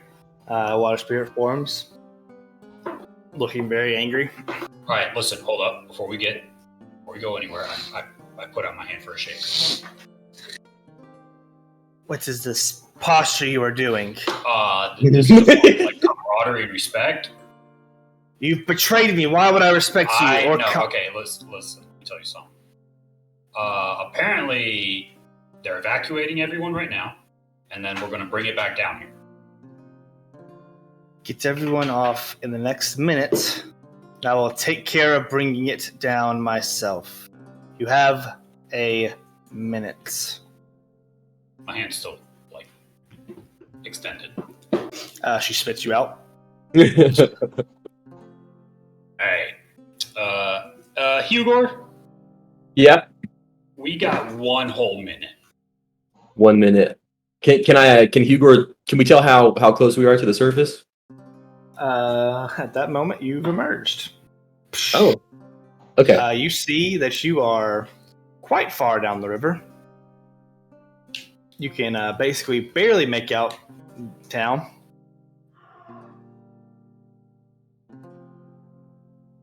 Okay. I need to find more staff. There is Sep. He works here. Mm-hmm. And does Girgi work here? Girgi works here, yeah. Girgi. I want to go into Poppy, Azura, and everyone's rooms. Girgi says, "Oh, we had an unexpected ascension, or I mean, your friend. We could probably just, if we're ascending, we could probably put her out to dry." Yeah. So this thing is about to go back down. We are being chased by a giant sea monster. I'm sure you've seen it before, but it's winning right now. It's already made several holes in the hull, and once we reach, it's going to go down very soon. We need to evacuate immediately. I don't know if you have any more small boats or seahorses, but if you don't, no, we just got the Kelpies, 2 seahorses. Where are they? They're usually in charge of actual important decisions. I don't mess with all that. Okay. Yeah. They kind of disappeared in the shadows. I don't know. But that doesn't change what's happening right now.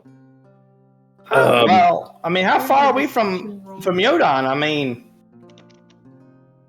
it's a bit of a swim, but it's either swim or be eaten. Poppy, at that moment, you go. You start breathing again. Oh, thank God! Not breathing in. Whatever you do. You start not breathing. I assume I just, very Dracula up. Oh, hi guys. Oh, Poppy, most of all, I'm glad you're okay. Second of all, I'm so glad you don't have to breathe. Yeah, that's great. I think that's the nicest thing you've ever said to me, Hugor. There's no way, but anyways, we're out. Poppy, it's time to evacuate. We gotta be adventurers and save these people. Oh no, is it because I drank too much? I know it happens sometimes, but I promise Poppy. It's adventurer time. We have to save people. Okay. Where's everybody? They're out in the main part of the tavern, and we need to see how we're gonna get everyone out of here. Personally, you, me, Malara. Okay, hold on. I'm gonna do some thinking out loud, out of character, also in character. As you start to approach and board the tavern again, you see a boat sailing towards you.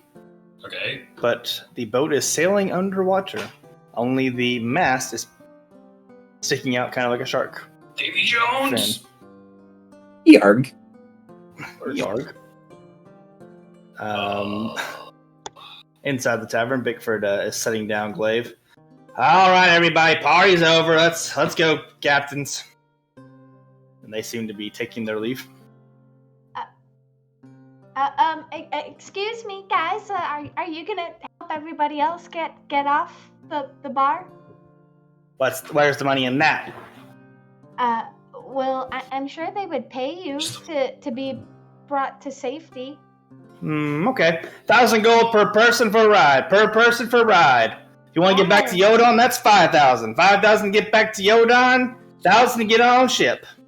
I look over to Hugor like, okay, I solved it. Are you gonna pay them? No, I mean, 1,000 is it's a low price to stay alive. Well, we don't need to actually pay for everyone here. Oh no, of course not, silly. They'll pay for themselves. Motto, it's about time that you the three of you make it back on board.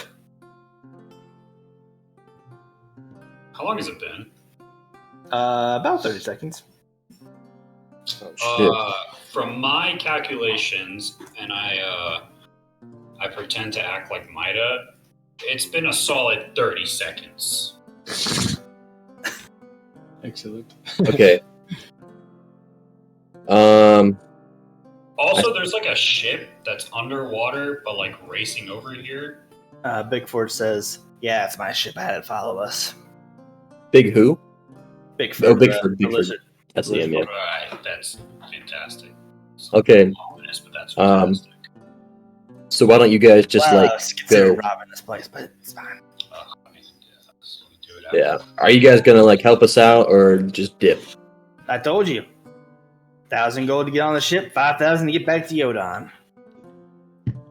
I don't know if I have that kind of money. How many people are here 1, 2, 3, that need to 4. get out of here? Depends. What's your definition of need? Okay, hold on. Because we got there's an The people octopus. you brought here are 1, 2, 3, 4, 5, 6, 7, 8, 9, 10, 11. How many seahorses do we have? 2, 2. How many druids do we have? 3. 3. The one's Hugor, but yeah, 3. Can you druids like transform into something that can carry people? Okay, no, I got it. Okay, I got it. Okay. Pixies, we polymorph everyone into swimmers/flyers. I mean, it's not the worst. That requires a little bit of consent. It does, but I mean, if that's their only How option. close are we to land? A few miles. Mhm. Realistically, you could probably get there with polymorph. Under the time limit of polymorph, I should say. Okay. Yeah. Everyone that is not part of this pirate crew, are you willing to be polymorphed to get back to land? The adventurers say, yeah, I guess. Which, that's... let's see. Tinker Lady says yes. Okay. The Kelpie's daughter Layla says yes. All right. Sep says, go down with the tavern. Brave, stupid, brave. Farah, already gone. Yeah, I mean, he's an octopus. Gurgi says, I'm a druid too. I can just wild shape. All right. So I guess I'll move your wild people not under your concern out of the way for your counts. Yeah, let's Yeah, I think, yeah. left. Racking my brain. I don't need to polymorph. I mean, if that helps you out. That's fine. Possibly. I can tow you if need be. Yeah, I'd like to maintain my opposable thumbs in case I need to fight things. Oh, yeah. How's Azura doing? She's still passed out. All right, I will just carry her. Yep. Ooh, melee man. Because if she, I mean, I guess you can polymorph and I'll carry her, but I feel like she's going to be angry at that suggestion. But, I mean, can she breathe underwater? Oh, wait, she's got the coral. She's got the You coral have mass. 11 people who cannot swim underwater. Okay, there's 11 people. We'll take 2 of the seahorses to help them swim back. That'll bring us to 9. And I can... swim underwater. Poppy's pretty For how long? tiny. Mhm. She can be towed. It's a few miles. I'll take a horse. I'll take a seahorse. You If could there's someone really theoretically small, put a Zora on the horse as well. Okay. I could put someone in my bag of holding. All right. It's also going to require consent, and They also need oxygen. we are running out of time here. As Maida would say, time. How does the Okay. time wizard to you? All right. You always know the time, so. As of late. Okay. I go ahead. I cast Woodland Beings. Pixies. Pixies transform everyone into. Monkey! Into giants. Okay. Let me. You guys will just stack on each other. The one will throw, and then latch on, and then one will throw it again, and there just will be a. So the only consideration at the moment is can you concentrate on woodland beings while wild shaped? I believe you can. That is the only you question can't- to you. He can't do it while if he's wild shaped right now, but if he is, So you If can he cast casts it, then yeah. Yeah. Then that's how it. you have exactly the right number then. Let's go. If I'm towing Poppy. She's on the seahorse, I think. Oh, because I thought we had 9 people, and I can only, or like 9 people that need help. You have 8 people who need. You have Oh, beautiful. Otto is carrying Azora on a seahorse. Okay. Poppy has a seahorse, and you have 8 people who cannot wild shape. Okay. Great. And then what's like the lowest? I mean, just off the top of your head, what's like the lowest level in there? I'm just Everyone's Everyone's giant eagles. Giant eagles. giant eagles, sharks, whatever. And we Whatever fly you- back. Yeah. Yeah. We'll say it takes an hour for you all to get back, and the clam takes the ship, the tavern, and the pirates take the ship away at their escape, and we'll call this problem solved. Before I wild shape, I throw my coral in the water. I'd assume everyone drops theirs in the water. As far as you can tell. I tried. Why do we need to drop our coral in the water? Because it's not ours, Poppy. Okay, sorry. Godric, you now have only 4 tasks you have to solve. I'd like to imagine from like the concentration when we get back to Yodon, like veins are just like popping out of Huor's head. Like The blood pressure exchange of going from shark to elephant doubles it. It's just All right. So you all have an hour. At like this point, starfish. we'll go to the ball. Rui, make your initiative check. We did it, Otto. be right back. The ride never stops. Where's my 18. No, 19. Sorry. Again, for the consideration of the audience, do not ever look at Aurelian's initiative or any of his rolls. It's great. Then show. Oh, there it is. Again, for the consideration of the audience, don't look at any of these rolls.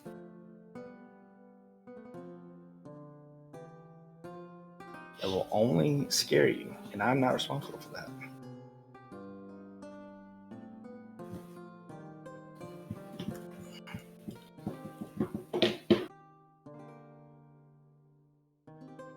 Alright. And Naldor. And Rui, what's your initiative again? 19. Cool. Gosh. I see alarming initiatives. I see alarming initiatives. So initiative will be Fidek, then Aurelian, then Neldar, then Rui, then Arlo. But I'm gonna go to the bathroom real quick while you think of your game plan of Rui. Boo! Really, you I remember hope how it before involves this you came to polymorphing. me and I gave you bardic inspiration and guidance and warding bond and buff. I don't know. Divine was supposed to give me blessed earlier, so. So I think I was maybe out when this all unraveled. How did your pretty dancing ball turn into a coliseum? So, People The elves dragged race into it. these people showed up and they were demon born, I guess, and people were being racist towards them. I want to make sure they were cool with being called that. They are in fact cool with being called that. And then people were very tense, and then we just decided to have a little sparring match, as one might call it. That makes sense. That's like the plot of most Game of Thrones episodes, loosely, right? You know? This is very Shakespearean. Tensions were getting high. There was Yeah, lots this of makes passion in the sense. room, and now And everybody's now- just doing each other. It's cool. Now that I think about it, royal ball, whatever, and physical violence, they do go hand in hand. There will be 3 weddings at the end of this. Everyone will live happily ever after, except for the 2 guys that die violently. Well, yeah, it'll be fine.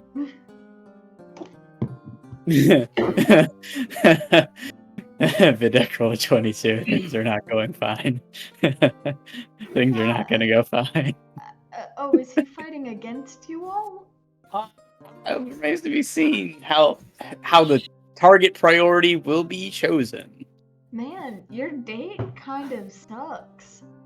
Yeah, but it's kind of hot too. I just remembered Valar never answered Poppy's mail. Shit. So Really sad. much bad relationship going on. Poppy's doing okay. Birdie Yeah. love. Yes, everybody. He'll come back. Why are you looking at me like that? Like you've done something? No. We were just plotting against you. Listen, Specifically you, not the NPCs. I mean Garrett. I will sink every tavern if I need to. There's a lot of them. Scorched Wow. earth.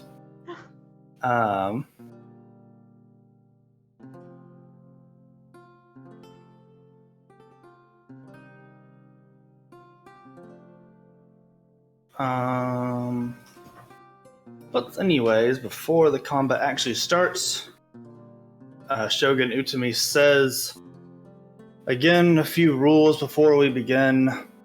There is to be no killing of any kind. It's meant to be a friendly combat between allies. And there's not to be any outside help from anybody on the sidelines. Is everybody clear? Then let the battle begin. Okay, now this is a question for the DM, not for Shogun Utami. It's more of an in-war question. How obvious is Bardic Inspiration? Pretty obvious. It is a magical effect. I won't say it's not visible, but it is a magical effect in the air. I'll take that. Okay. Anyways. Sorry, Rui. Also, I guess Dylan can answer this too. For Hexblade's Curse, I gain a +3 bonus to damage rolls. That is every single damage roll. To that target, yeah. Okay. To the target of your curse. Yeah. And it looks like I can't change my Hexblade's Curse. That is correct. Yeah. But anyways, Videk's turn. He seemingly disappears as he moves. I have double sight. No. I instinctively feel behind me for blades. Before reappearing next to Aurelian as he makes his attack.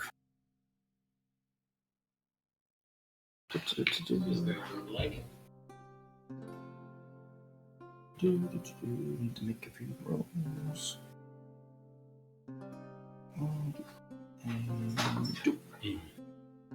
Probably passes. Oh, well, I said that. I said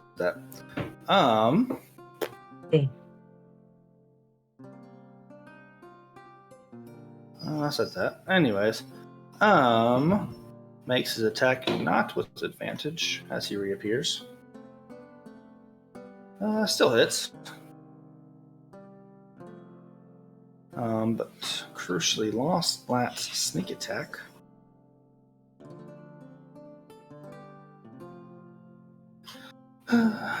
Does... Oh, gosh. That one's supposed to happen. I said not with the sneak attack. You just always want to do it with it? Okay, so not with the sneak attack, 15. Crazy. And then as a bonus action, the deck tries to seemingly attach a piece of paper to Aurelian.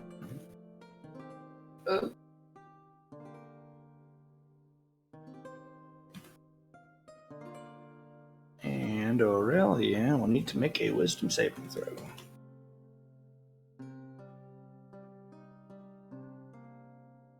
Aurelian just fails and is paralyzed from the tag being placed upon him. That is Videk's turn. Can I lean in and whisper? Sure. Who are you whispering to? Is it PC? PC, yeah. Is that the name? Yep. So does he give brochures? I'm not clear on what's going on here. Those are his mystic runes. They have a variety of effects. Could they create a double even? Spitballing. Oh, no, nothing like that. No, one man's enough for me. Anywho, it's Aurelian's turn. Paralyzed. Probably actually can't do anything. Yep, nothing for Aurelian. We'll just try to make the wisdom save at the end of his turn. Same roll. Does not pass. Is still paralyzed. Neldar's turn. He will start blade singing with a bonus action. He will then go to Arlo and make an attack. Booming blade first. Why is it not showing? I know you have it. Booming blade first. That'll be a hit on Arlo. Dealing 12 thunder damage to Arlo. Oh no, sorry, that was regular damage. 12 slashing damage to Arlo, and then I click 2d8.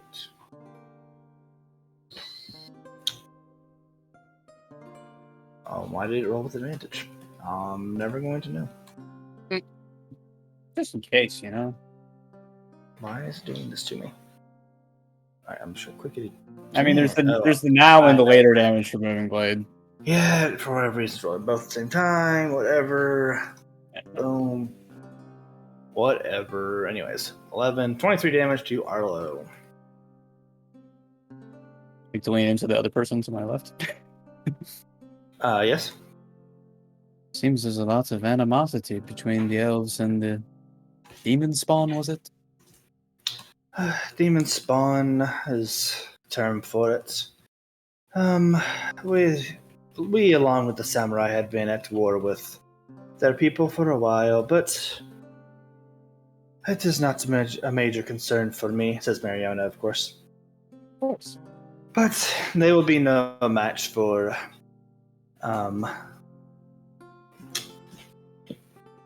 what's the term I use for it? The elves of Neldar. The elves of the Sia Asari Vale. And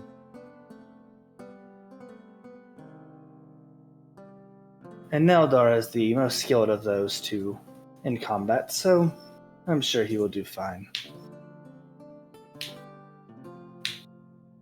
Because Neldar makes a second attack.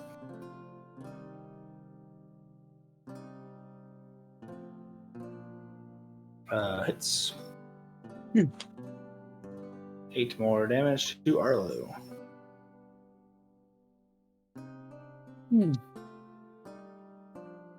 Seems the elven people are quite adept at magic and at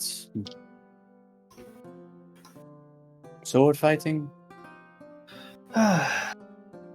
Neldar is it is the most common. The elves of the Sia Vale are all those who have a specialized version of magic.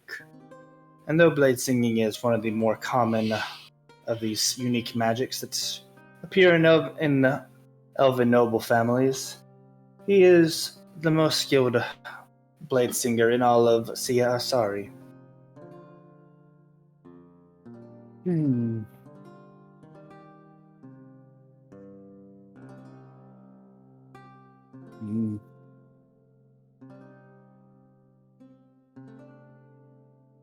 I should not Anything like to else? see what's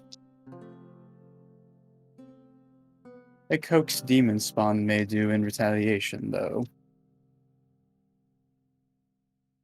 They have no hope of even hitting Neldar.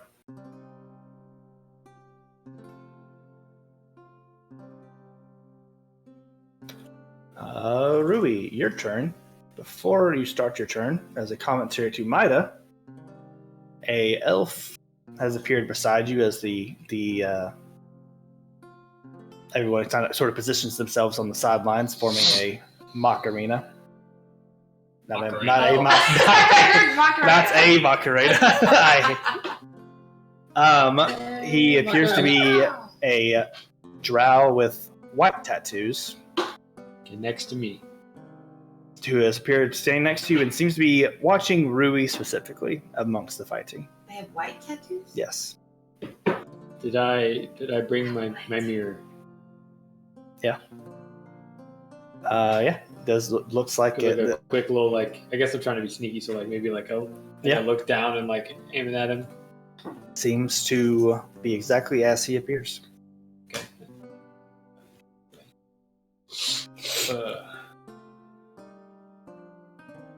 I lean over to Namira and I'm quietly whispering. I guess I float up to her ear.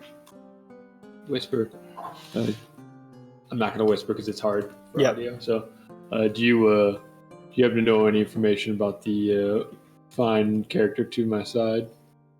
Like gesturing very muddledly towards Drow. Namira gives a quick glance to her side, looking at where you're gesturing to, essentially, and she says, "That is an elf of the Black Hollow. They do not usually attend the Silver Stars Festival. Black Hollow is a elven village that worships the Raven Queen." Okay, I guess that probably makes a little bit more sense because this character seems to have a little bit of googly eyes for our dear friend Ruri out there. Yes, I had also picked up on his extra attention to our feathered friend. I knew I couldn't pull one past you, so I guess I was just kind of confirming and asking for information, as I know you probably know and see all around. It is no worry, Maita. And she's kind of talking. Besides the quick glance to the side, she has not taken her eyes off the battle. Little Dolby Atmos all around you action. Okay, that's... Ruby, you can now continue with your turn. Okay, so during a healing spell is a bonus action. Yes. Is getting, like, literally pouring a potion down someone different? That is also a bonus action.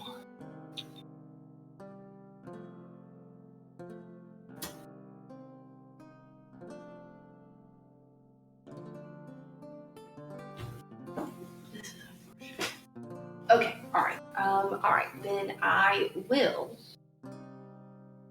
Yeah, okay, I'm going to do something I've never done before and let's just see how it goes. Alright, first, I don't really know this spell very well, so please forgive me if I do it wrong. It'll take a minute. I'm going to cast Summon Shadow Spawn. And in an unoccupied space near me, I'm actually going. Will it give me advantage if I put it in a advantageous place? Yeah. Okay. I'll just go ahead and move. Mm-hmm. there for now. Okay. Not that it really makes a difference, but and then I'm going to summon my shadow spawn here behind the deck. Mm-hmm. Here she goes. I think I have to pick something. I have to choose an emotion, and the emotions do something different. Make it a shadow Probably give it today. some slightly different stat blocks. Make it shadow today. It doesn't do a very good job of explaining the differences. So I guess I'm just gonna choose fear. It looks like it has a cool bonus action. For fear. That is a bonus action. What? There's a Bonus bonus action to hide. In dim light or darkness, it is very bright outside if you'd like to change that. Oh, I thought it was something else. I don't know why I thought it did that. I'm gonna give it fury. Well, no, I don't think these creatures are gonna be frightened against this thing. So, why not just despair? Let's reduce everybody's movement. Cool. Despair. Okay, that was my action. Do I need to do anything else for that? No.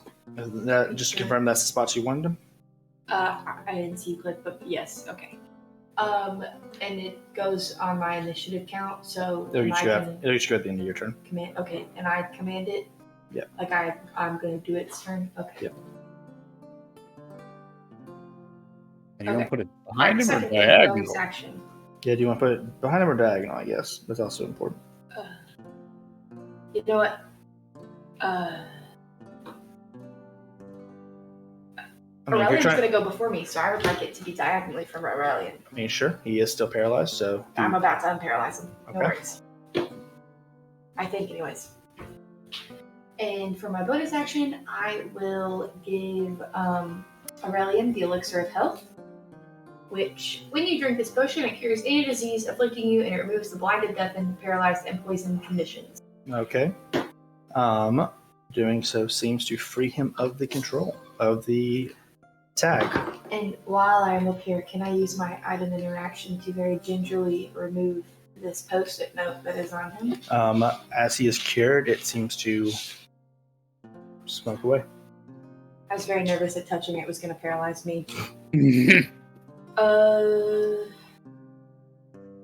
Am I in Dex hitbox? Do I know that? Am I allowed to know that? I mean, you're not within 5 feet, which is he is holding a rapier. Okay, I'm gonna take a couple steps back. Okay. And that's my turn. Aurelian, get up, come on! And he sort of starts moving again, finally pulling his blade out. You now need to command your shadow spirit. Oh, that's right, I forgot.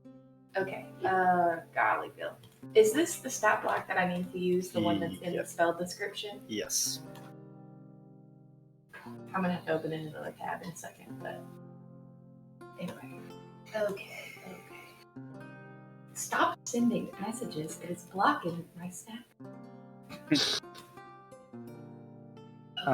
The shadow spawn, by the way, seems to be a shadowy figure reminiscent of the Raven Queen. Oh, excellent. So I think I only get one attack.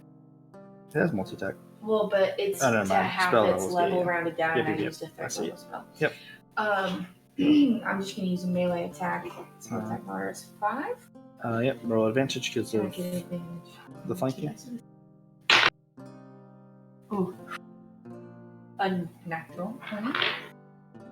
I gotta double check. That hits.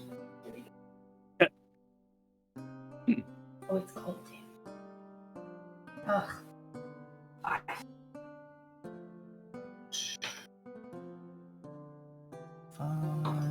Okay.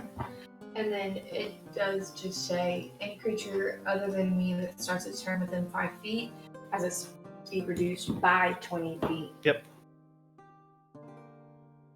I think that's it. Cool. I'm watching this so eagerly. Arlo's turn. Arlo bros, we can still do this. Arlo bros, we can still do this.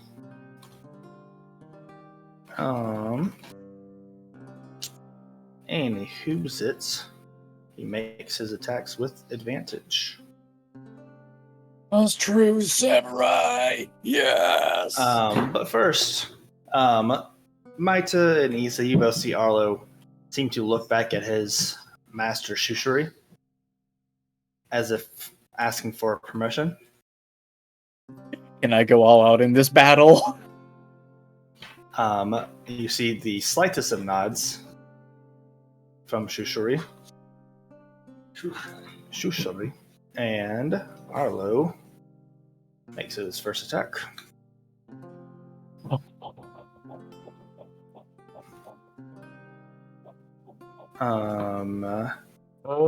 Hitting. 26. Dealing. This is the number I will hide.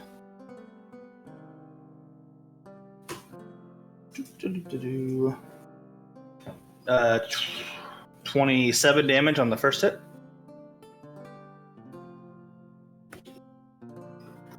He attacks a second time.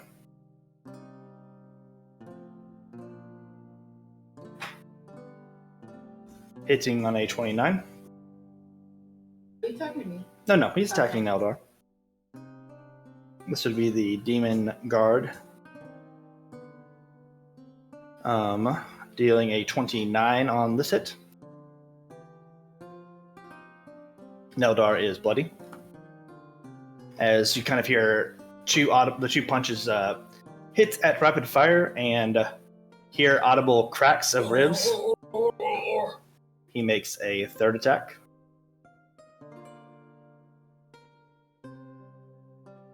Hitting on a 30.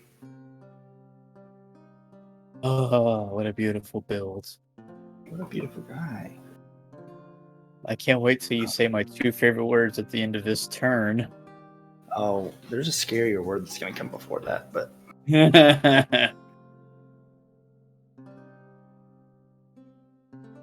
Dealing another 29 damage, Neldar is unconscious.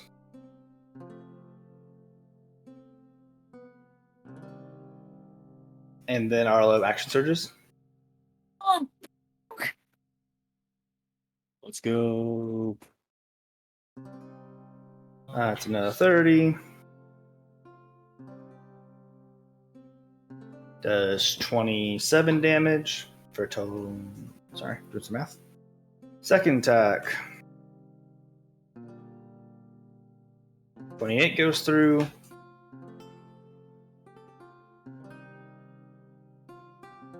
Dealing another 31. That was 5 attacks. 1, 2, 3, 4, 5. Makes his third attack.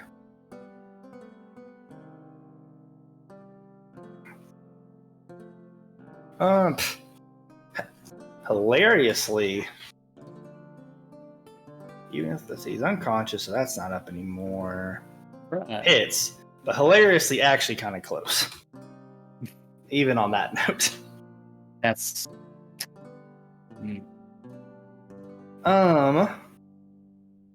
There was a 3 attacks after knocking him unconscious. Yeah, 3 attacks after knocking him unconscious. He, on the third attack, is dead. Mamma mia. As Neldar... Wait, he killed him? Neldar drops dead. Oh. Arlo says, very sorry, looking directly at the Elf King. I was trying to hold back a little bit. I thought he would be a bit more of a challenge. I did hear that he was supposed to be Neldar the Invincible and all. But it seems he could not dodge those attacks. Yeah, at that moment... I'm just gonna, I just want to be slightly rotating my head towards the elf next to me. She is glowing with stars all over her body as she starts to move forward. Is this two? Mariona, the elf. She came with Nothar? She's just an elf. She's one of the elf guard that was in charge of Verberos. Gotcha. Let's see. Lena seems to create a giant sword out of thin air, as they both seem to rush to retaliate against Arlo.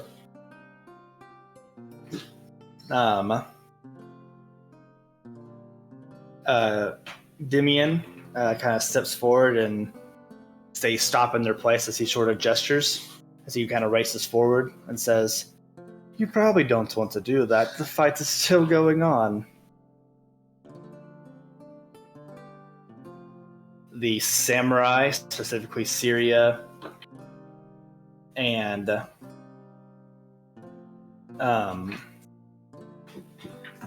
Bastion, are both moving forward to attack Arlo.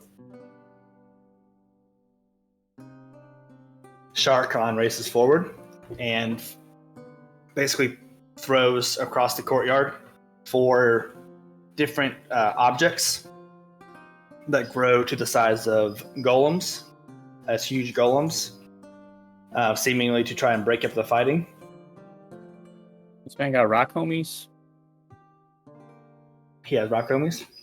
That is Shar Khan that did that. Aurelian, Vidic and Aurelian sort of dropped their fighting and seemingly pass a message between them as they race to as Vidic races to Pisti/Issa's side, and Aurelian goes to Rui and says, "Rui, you need to get out of here. This is about to be very bad." Did you say we or you as in me? You. No, I came here to fight. I'm here to kill. I was prepared to fight, so I'm happy to stay. Rui, we will be trying to find a peaceful route here. Oh, well then I think I'd be pretty good at that too. But I stay and watch.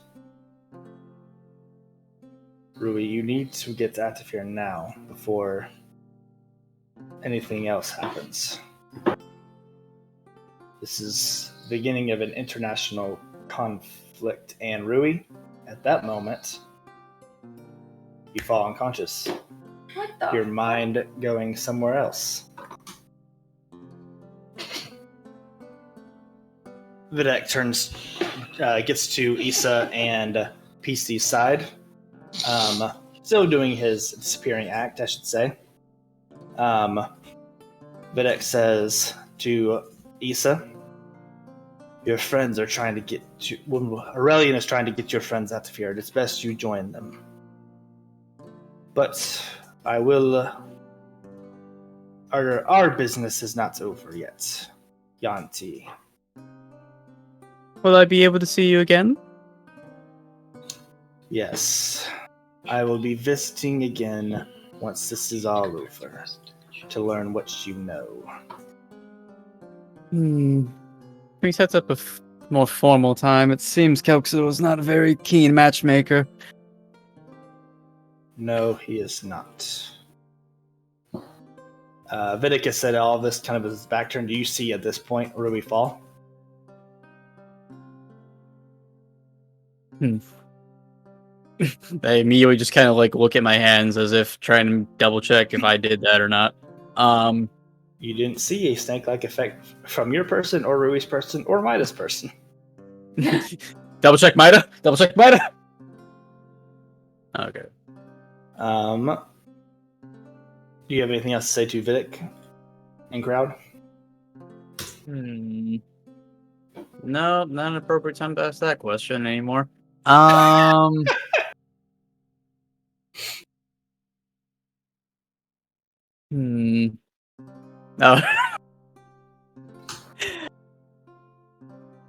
I'll let you know when I'm available next time, Vidic. He just sort of scowls as he approaches the Shogun Utami. And that is the last you see of Vidic, as he goes to whisper in his ear.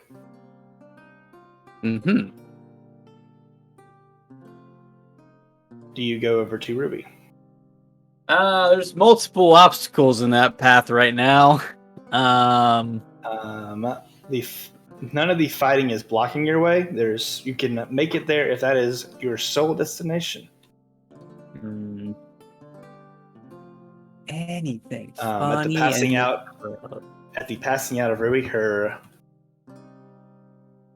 shadow disappears. Oh, dang. I was thinking maybe it would come help me. But Issa, you swear you see the hint of a smile On my shadow? before it disappears. It's despair. Someone's despairing somewhere. It's Ruby. Religion check? Sure. That makes me uncomfortable. Hey, look, here's a religion check that doesn't kill anybody. Check it out, guys. Remains to be seen. It's a 23. For a second, you when Ruby first summoned it, definitely is Ruby, inputting her personality through it, her own emotion. But for just a moment, you felt something else take over the shadow, and it definitely lingered past Rui's unconscious state. Is it a familiar something or an unfamiliar something lingering? I'll say it's unfamiliar to you. Okay. I don't like that little musical tone you picked up there in your voice as you said that. Yeah, I will start walking to Rui. I'd like to more stroll to Sharkon first, if I can get a quick word in edgewise. Go for it. Let me think what that word should be. A pity we weren't able to see all of Videk's abilities today, kinsman. And a second pity we weren't able to reminisce. It is so hard to find Yaunti out here.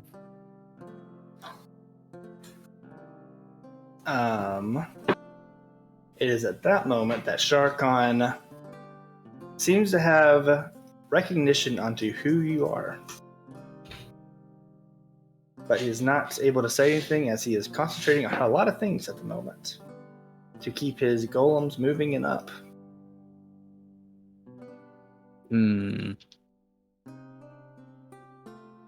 Where's my modify memory option?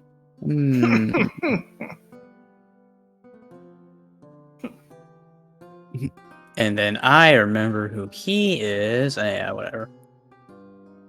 He's busy. I'll take my leave. Alright, so you go to Ruby's side. Double check for a pulse. Has a pulse. Revivify has a 1-minute casting time. I gotta be quick on these things. But not too quick. I can stop and talk to Sharkon real quick. Talking's a free action and you know it. Come on! Come on! If I get there in 48 seconds, it's okay. Anyways, Maida Namira's reaction is sort of similar in that she says, "It is best that you and your friends leave with Aurelian's command." Well, what will you be doing? The duties of the vice captain of the Silver Ale. Stopping an international incident. Will that not require support? No. Unfortunately, in this instance, you would only get in my way. Not until you've been properly trained. Damn. Well, then I guess I'll obey your orders and go ahead with Aurelian's command. And it is just something kind of comes over you for a second as you kind of just think to look back where the elf from Black Hollow was watching Rui, and he is no longer there. You're not sure when he disappeared amongst the fighting. So who's no longer with the party? The elf with the white tattoos. Oh. Yep. My sus alarm is blaring in my head. Mm-hmm. Do I have anything to track him? Or any sort of like, where did he go? You can make a Where did he come perception. from? You can make a perception check. Is there like any? I don't think I can. I don't have like see invisibility. Decent utility spell. So actually, I do have fairy fire. Does that work? On invisibility?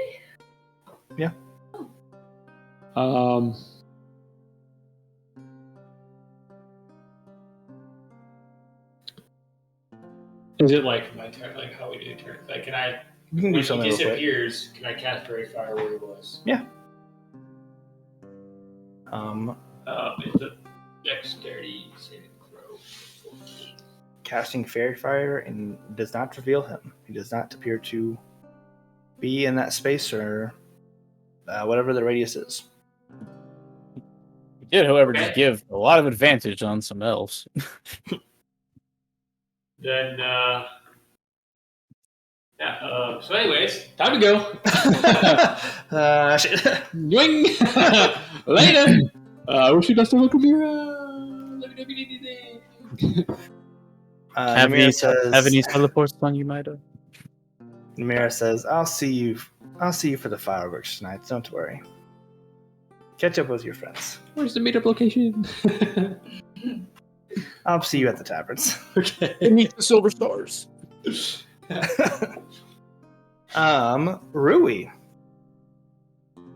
We are in a somewhat familiar place to you, as you seem to be in the same realm where you had appeared when you first died. I see. Except the shadows seem to form almost a office space of sorts, a library. Okay. For the sake of this, I'm just going to move my office space here. Nope, that's easy. Here. What? You moved me? I just mean not very far. You're staying on the same map. I just moved you a little bit away from the Oh, action. I'm under Issa. Yep. As two figures appear there. The drow with the white tattoos. Oh. And also a sea elf with matching gray tattoos. Running out of shades, You man. don't like the colors of the rainbow? These people don't like the colors of the rainbow. Very drab tattoo colors. I'm awake. Yes.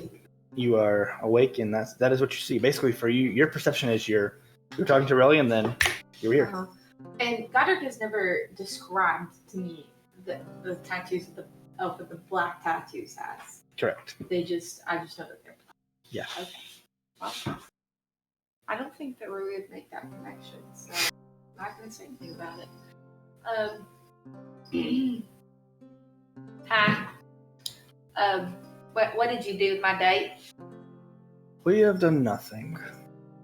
Your ancestor has made this possible, that we may speak to you in private. Oh.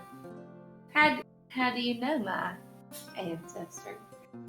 I am Garrick of the Black Hollow, elves that worship the Raven Queen. Oh. And this is Mirel,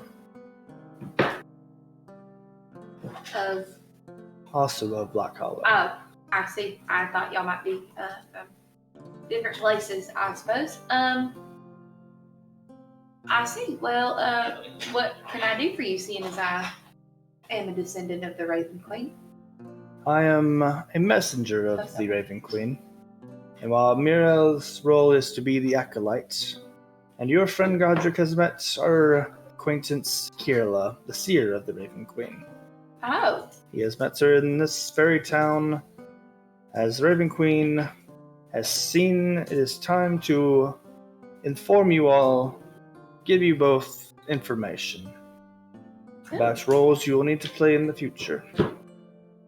Oh, well, my great-great-great-great-great-great-granny did tell me I had a big role to play, and I'm not quite sure. I mean, I did save the world already, but she told me that they were trying to sever plane of existence, and I don't really think that's what he was trying to do, so I feel like I still have more to do. Yes. Grumbles to myself. Garrick says, yes, what? The Raven Queen wishes to tell you the truth about how she arrived in this plane of existence. Oh, well, I would really like to know that story. You see, in the shadows, there appears to be different worlds that sort of coalesce. He says, the Raven Queen is from a world much far away. She is not an original god of this realm. Well, yeah, she's from the mountain village, where I'm from. So my mom always told me. Your mountain village is, when just forms like a small mountain on one of the worlds. Is this in comparison to the entirety of, and he sort of gestures to the whole plan, of the Raven Queen's domain? But she was chased here, escaped from her realm, and was trapped here with other gods that she was unfamiliar with. No worshippers, nothing. Over 10,000 years ago. Who did this to her? The snake god Zahir is who chased her here. My God? The snake god. Have I heard of Zahir? No. I know why I have heard of Yes. Zahir. Rui has not heard of Zahir. It's like, that sounds familiar. I see. And was he just like jealous of all her followers, or what was the deal there? He saw the moment to take over the shadow plane. I see. I see. And how did you find out about her if she had no followers here in what is this place called? This is the shadow plane, or at least this realm's version of it. Zahir took over the shadow plane. Parts of it. I see. The Raven Queen, when she first arrived here, formed this realm for herself, as she had no domain of her own. When she got here, she had asked the gods of this realm for help. I see. Unfortunately, they were not very helpful Oh, well. or sympathetic to our queen's request. And so, she came up with a plan to give herself some power. All the gods of this continent, besides the primordial ones, the new primordial ones, are all gods that the Raven Queen, for lack of a better word, made up. Huh. Well, that's pretty cool. No, really, ask your elaborate on that point, please. I need to know the story behind all of them. So all the gods that, like, maybe my friend warlocks and the sorcerers, they get their magic from. My great-great-great-great-granny made those gods. They are not. They are more, let's say, code names that the queen uses. She came up with a pantheon of gods for the people of Nensho to worship. Oh. Because she knew that she'd only attract so many followers, of course, on her own domain. But if she could trick the continents into worshipping a broad spectrum of gods, she would increase her power over time. That makes sense. As she built up strength again. That makes sense. I was wondering to what avail that might be for her. So that makes sense. Yeah, she was very weakened when she arrived at this realm 10,000 years ago. Recently, you might have learned of the new primordial gods and their ascension. Yes, How- I have heard about it. Where are they ascending to? They ascended to godhood, but they are the only other true gods of this realm. Well, what does all this have to do with me? Because one day in the future, the Raven Queen will need your help in escaping this realm.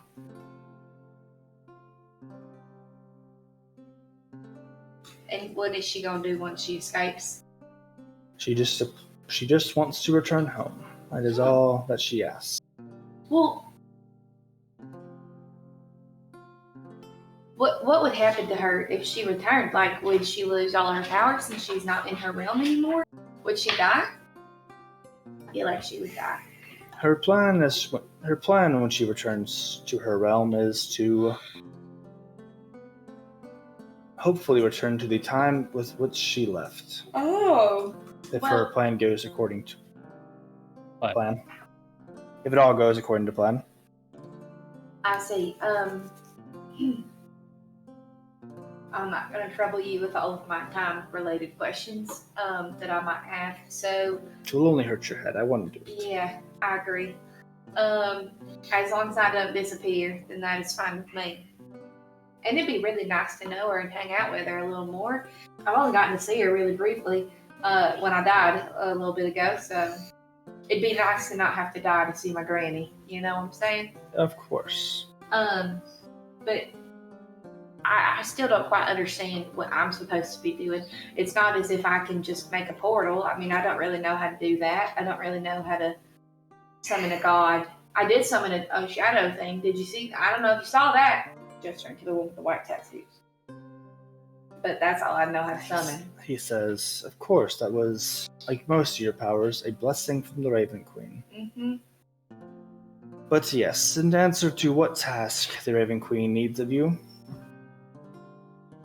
like I said, she was eventually followed.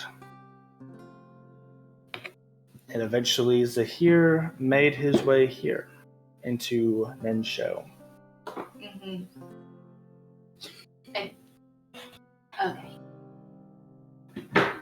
Well, am I supposed to be thinking that you need me to kill Zahir? You need me to kill a god? I don't know if I can do that. You will not need to do all of that. You will only need to, when the opportunity arises, sever his anchor to this realm.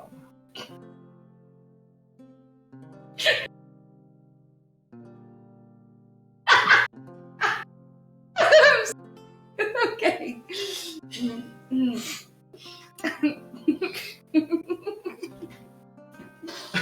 Okay, I pull out my knives from Dustwing.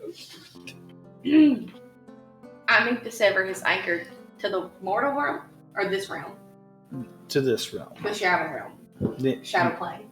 Who's from anchor? the I'm in a plane, mortal in a plane. realm. The mortal plane of Nensho. Where's this plane going anyway? Who's anchor? The snake god? The Yes. snake god. Will this do? Is it sharp enough? In a sense, yes. Okay. And where can I find this anchor?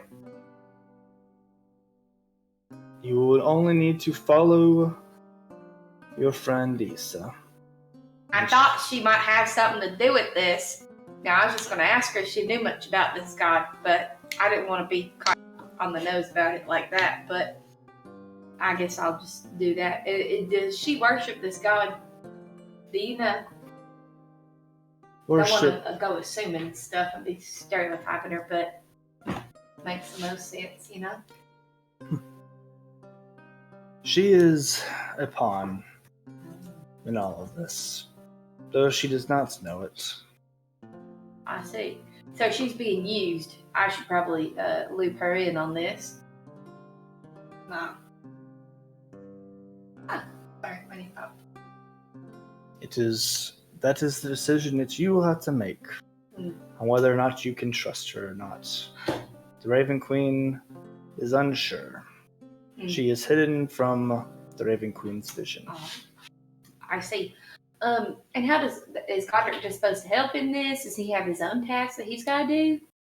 Right now, and you are about to catch up with him per se, but Godric is fighting his own battle, and he will need your help. He has his own task for the Raven Queen. I see. Maybe I'll ask Godric's advice about living in Isha. Of course. Godric is the one person you can truly trust in this world. I see. And you said that the lady with the black tattoos works with you guys. Her name's Kirla. Yes. He's been looking for her for quite some time. I don't know if she's really avoiding him or what the history is there, but do you think that you could relay a message to her for me? While you have been dealing with this battle, Kirla has made contact with Godric. Oh, fantastic. Well, I suppose that's going to butter his biscuit right up. That's Yes. not inappropriate. That was not what I meant by that. Yes, but I believe just his meant that biscuit has been quite buttered. Not yet. I tried. Well, are there any others of you that I might need to look out for with the tattoos? Also, does anybody have any red tattoos or like blue tattoos? I mean, you got white, he's got gray, and the other one's got black. Our tattoos are indications of our position, Oh, and nothing more. well, there's not others of you then. There are a few, but none that have earned their markings. Oh, I see. It's like a level thing. Cool. Cool. Maybe I could get some tattoos, but I don't know if it'd go through my feathers quite right. But I did get these pretty awesome tips on my wings because you notice, aren't they nice? Yes. Last time I met my great granny, something Yes, like that. I don't remember. They are your own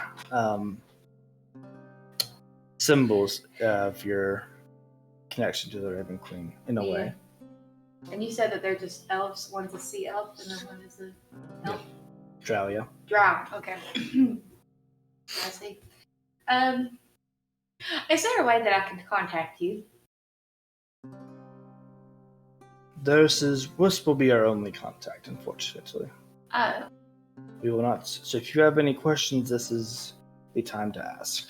See, that's the problem. Sometimes I get a little question shy, and then I can't. I just could jumble my thoughts, just like I'm just now doing. And so sometimes I have questions after the fact, but I guess I could just always pass out again, and maybe you'll be here. I suppose. So anyways, Brew just slams right on the wall. Let me ask my great. You guys read my brain name? Yeah. But you can always find us in Black Hollow if you are in need of more help. That's where somebody, I can't remember, told me to go to look for the elf, for Kirla. Goodness, she didn't stutter in real life. Kirla. Well, Eric and Miro, it was quite nice to meet you. I suppose I think that I have all my questions answered for now. And if I do have any more, I can just come to Black Hollow. I'm sure Godric might like a nice visit there. So, how old is Godric? I've been curious. He ain't told me. Tis a curious question indeed. Yeah, he's like a brother to me, so I just want to know all about him. But sometimes he's not so open about it. His current vessel is 25 years old. Excuse me.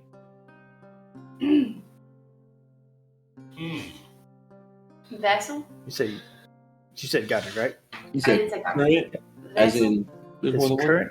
His current vessel is 25 years old. Well, then, how old is not his current vessel? And you wake up. hey! And you wake up to Aurelian getting his sword ready for the teleporting thing he's done before. And he says, "Don't worry. Oh, you're awake." Oh. I was about to teleport you. I was about to slice you with the sword, but to teleport you. I've done it before. Yeah, I knew. It's your little magic trick. Don't worry. I'll be a pretty assistant. Yeah. Yes, I'm teleporting you to Godric wherever he is. Hopefully, he's doing a lot better than you are. Well, that was a lot before, really. I am the one that got you unparalyzed. Thank you very much. Mustache But starts to itch. But yes, Something very bad's about to happen. yes, I'll teleport you there. But I'll meet you for the fireworks tonight. Okay. I'll try and find you. You'll probably find me easily. We'll meet up. Yes. I'm sorry that our first date has gone like this. Well, I am an adventurer, so it's about the best I can expect. It was nice. Well, it's the best a samurai could expect to, I suppose.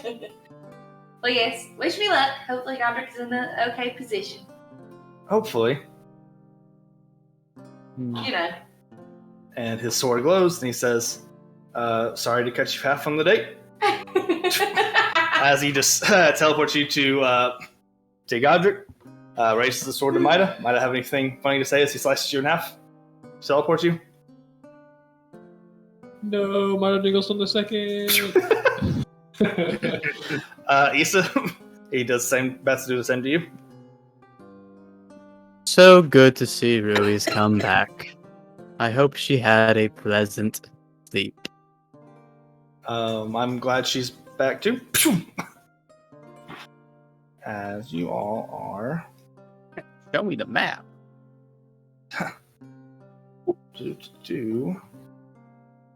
Teleported to give Godric some help. Oh. And I hope. Oops, wrong map. I mean, how much help does he really need? He had a royal court member there, you know. Yeah, so did I. They're not very helpful. You didn't die. Yeah. Anywho's it. That will be the end of our session today. As around you, Godric, you just see Rui, Issa, and Mida pop in.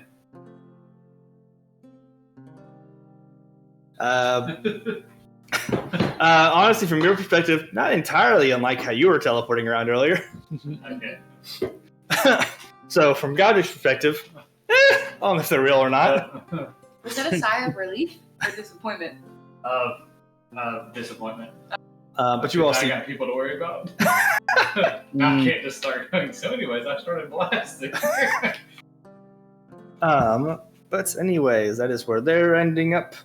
Hugo, Otto, and Poppy are making their way slowly back from downriver.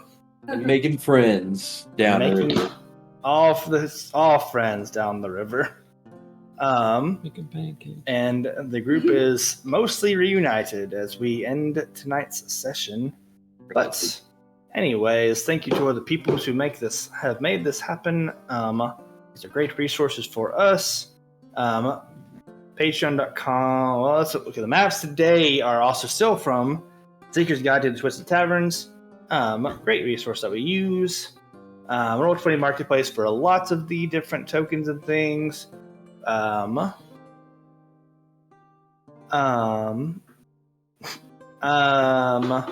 see. Roll20 for VTT, D&D Beyond for the character creation stuff. Music will be linked in the YouTube. I can't think of anything else to shout out. So, we'll see you next time. Have a mighty fine week.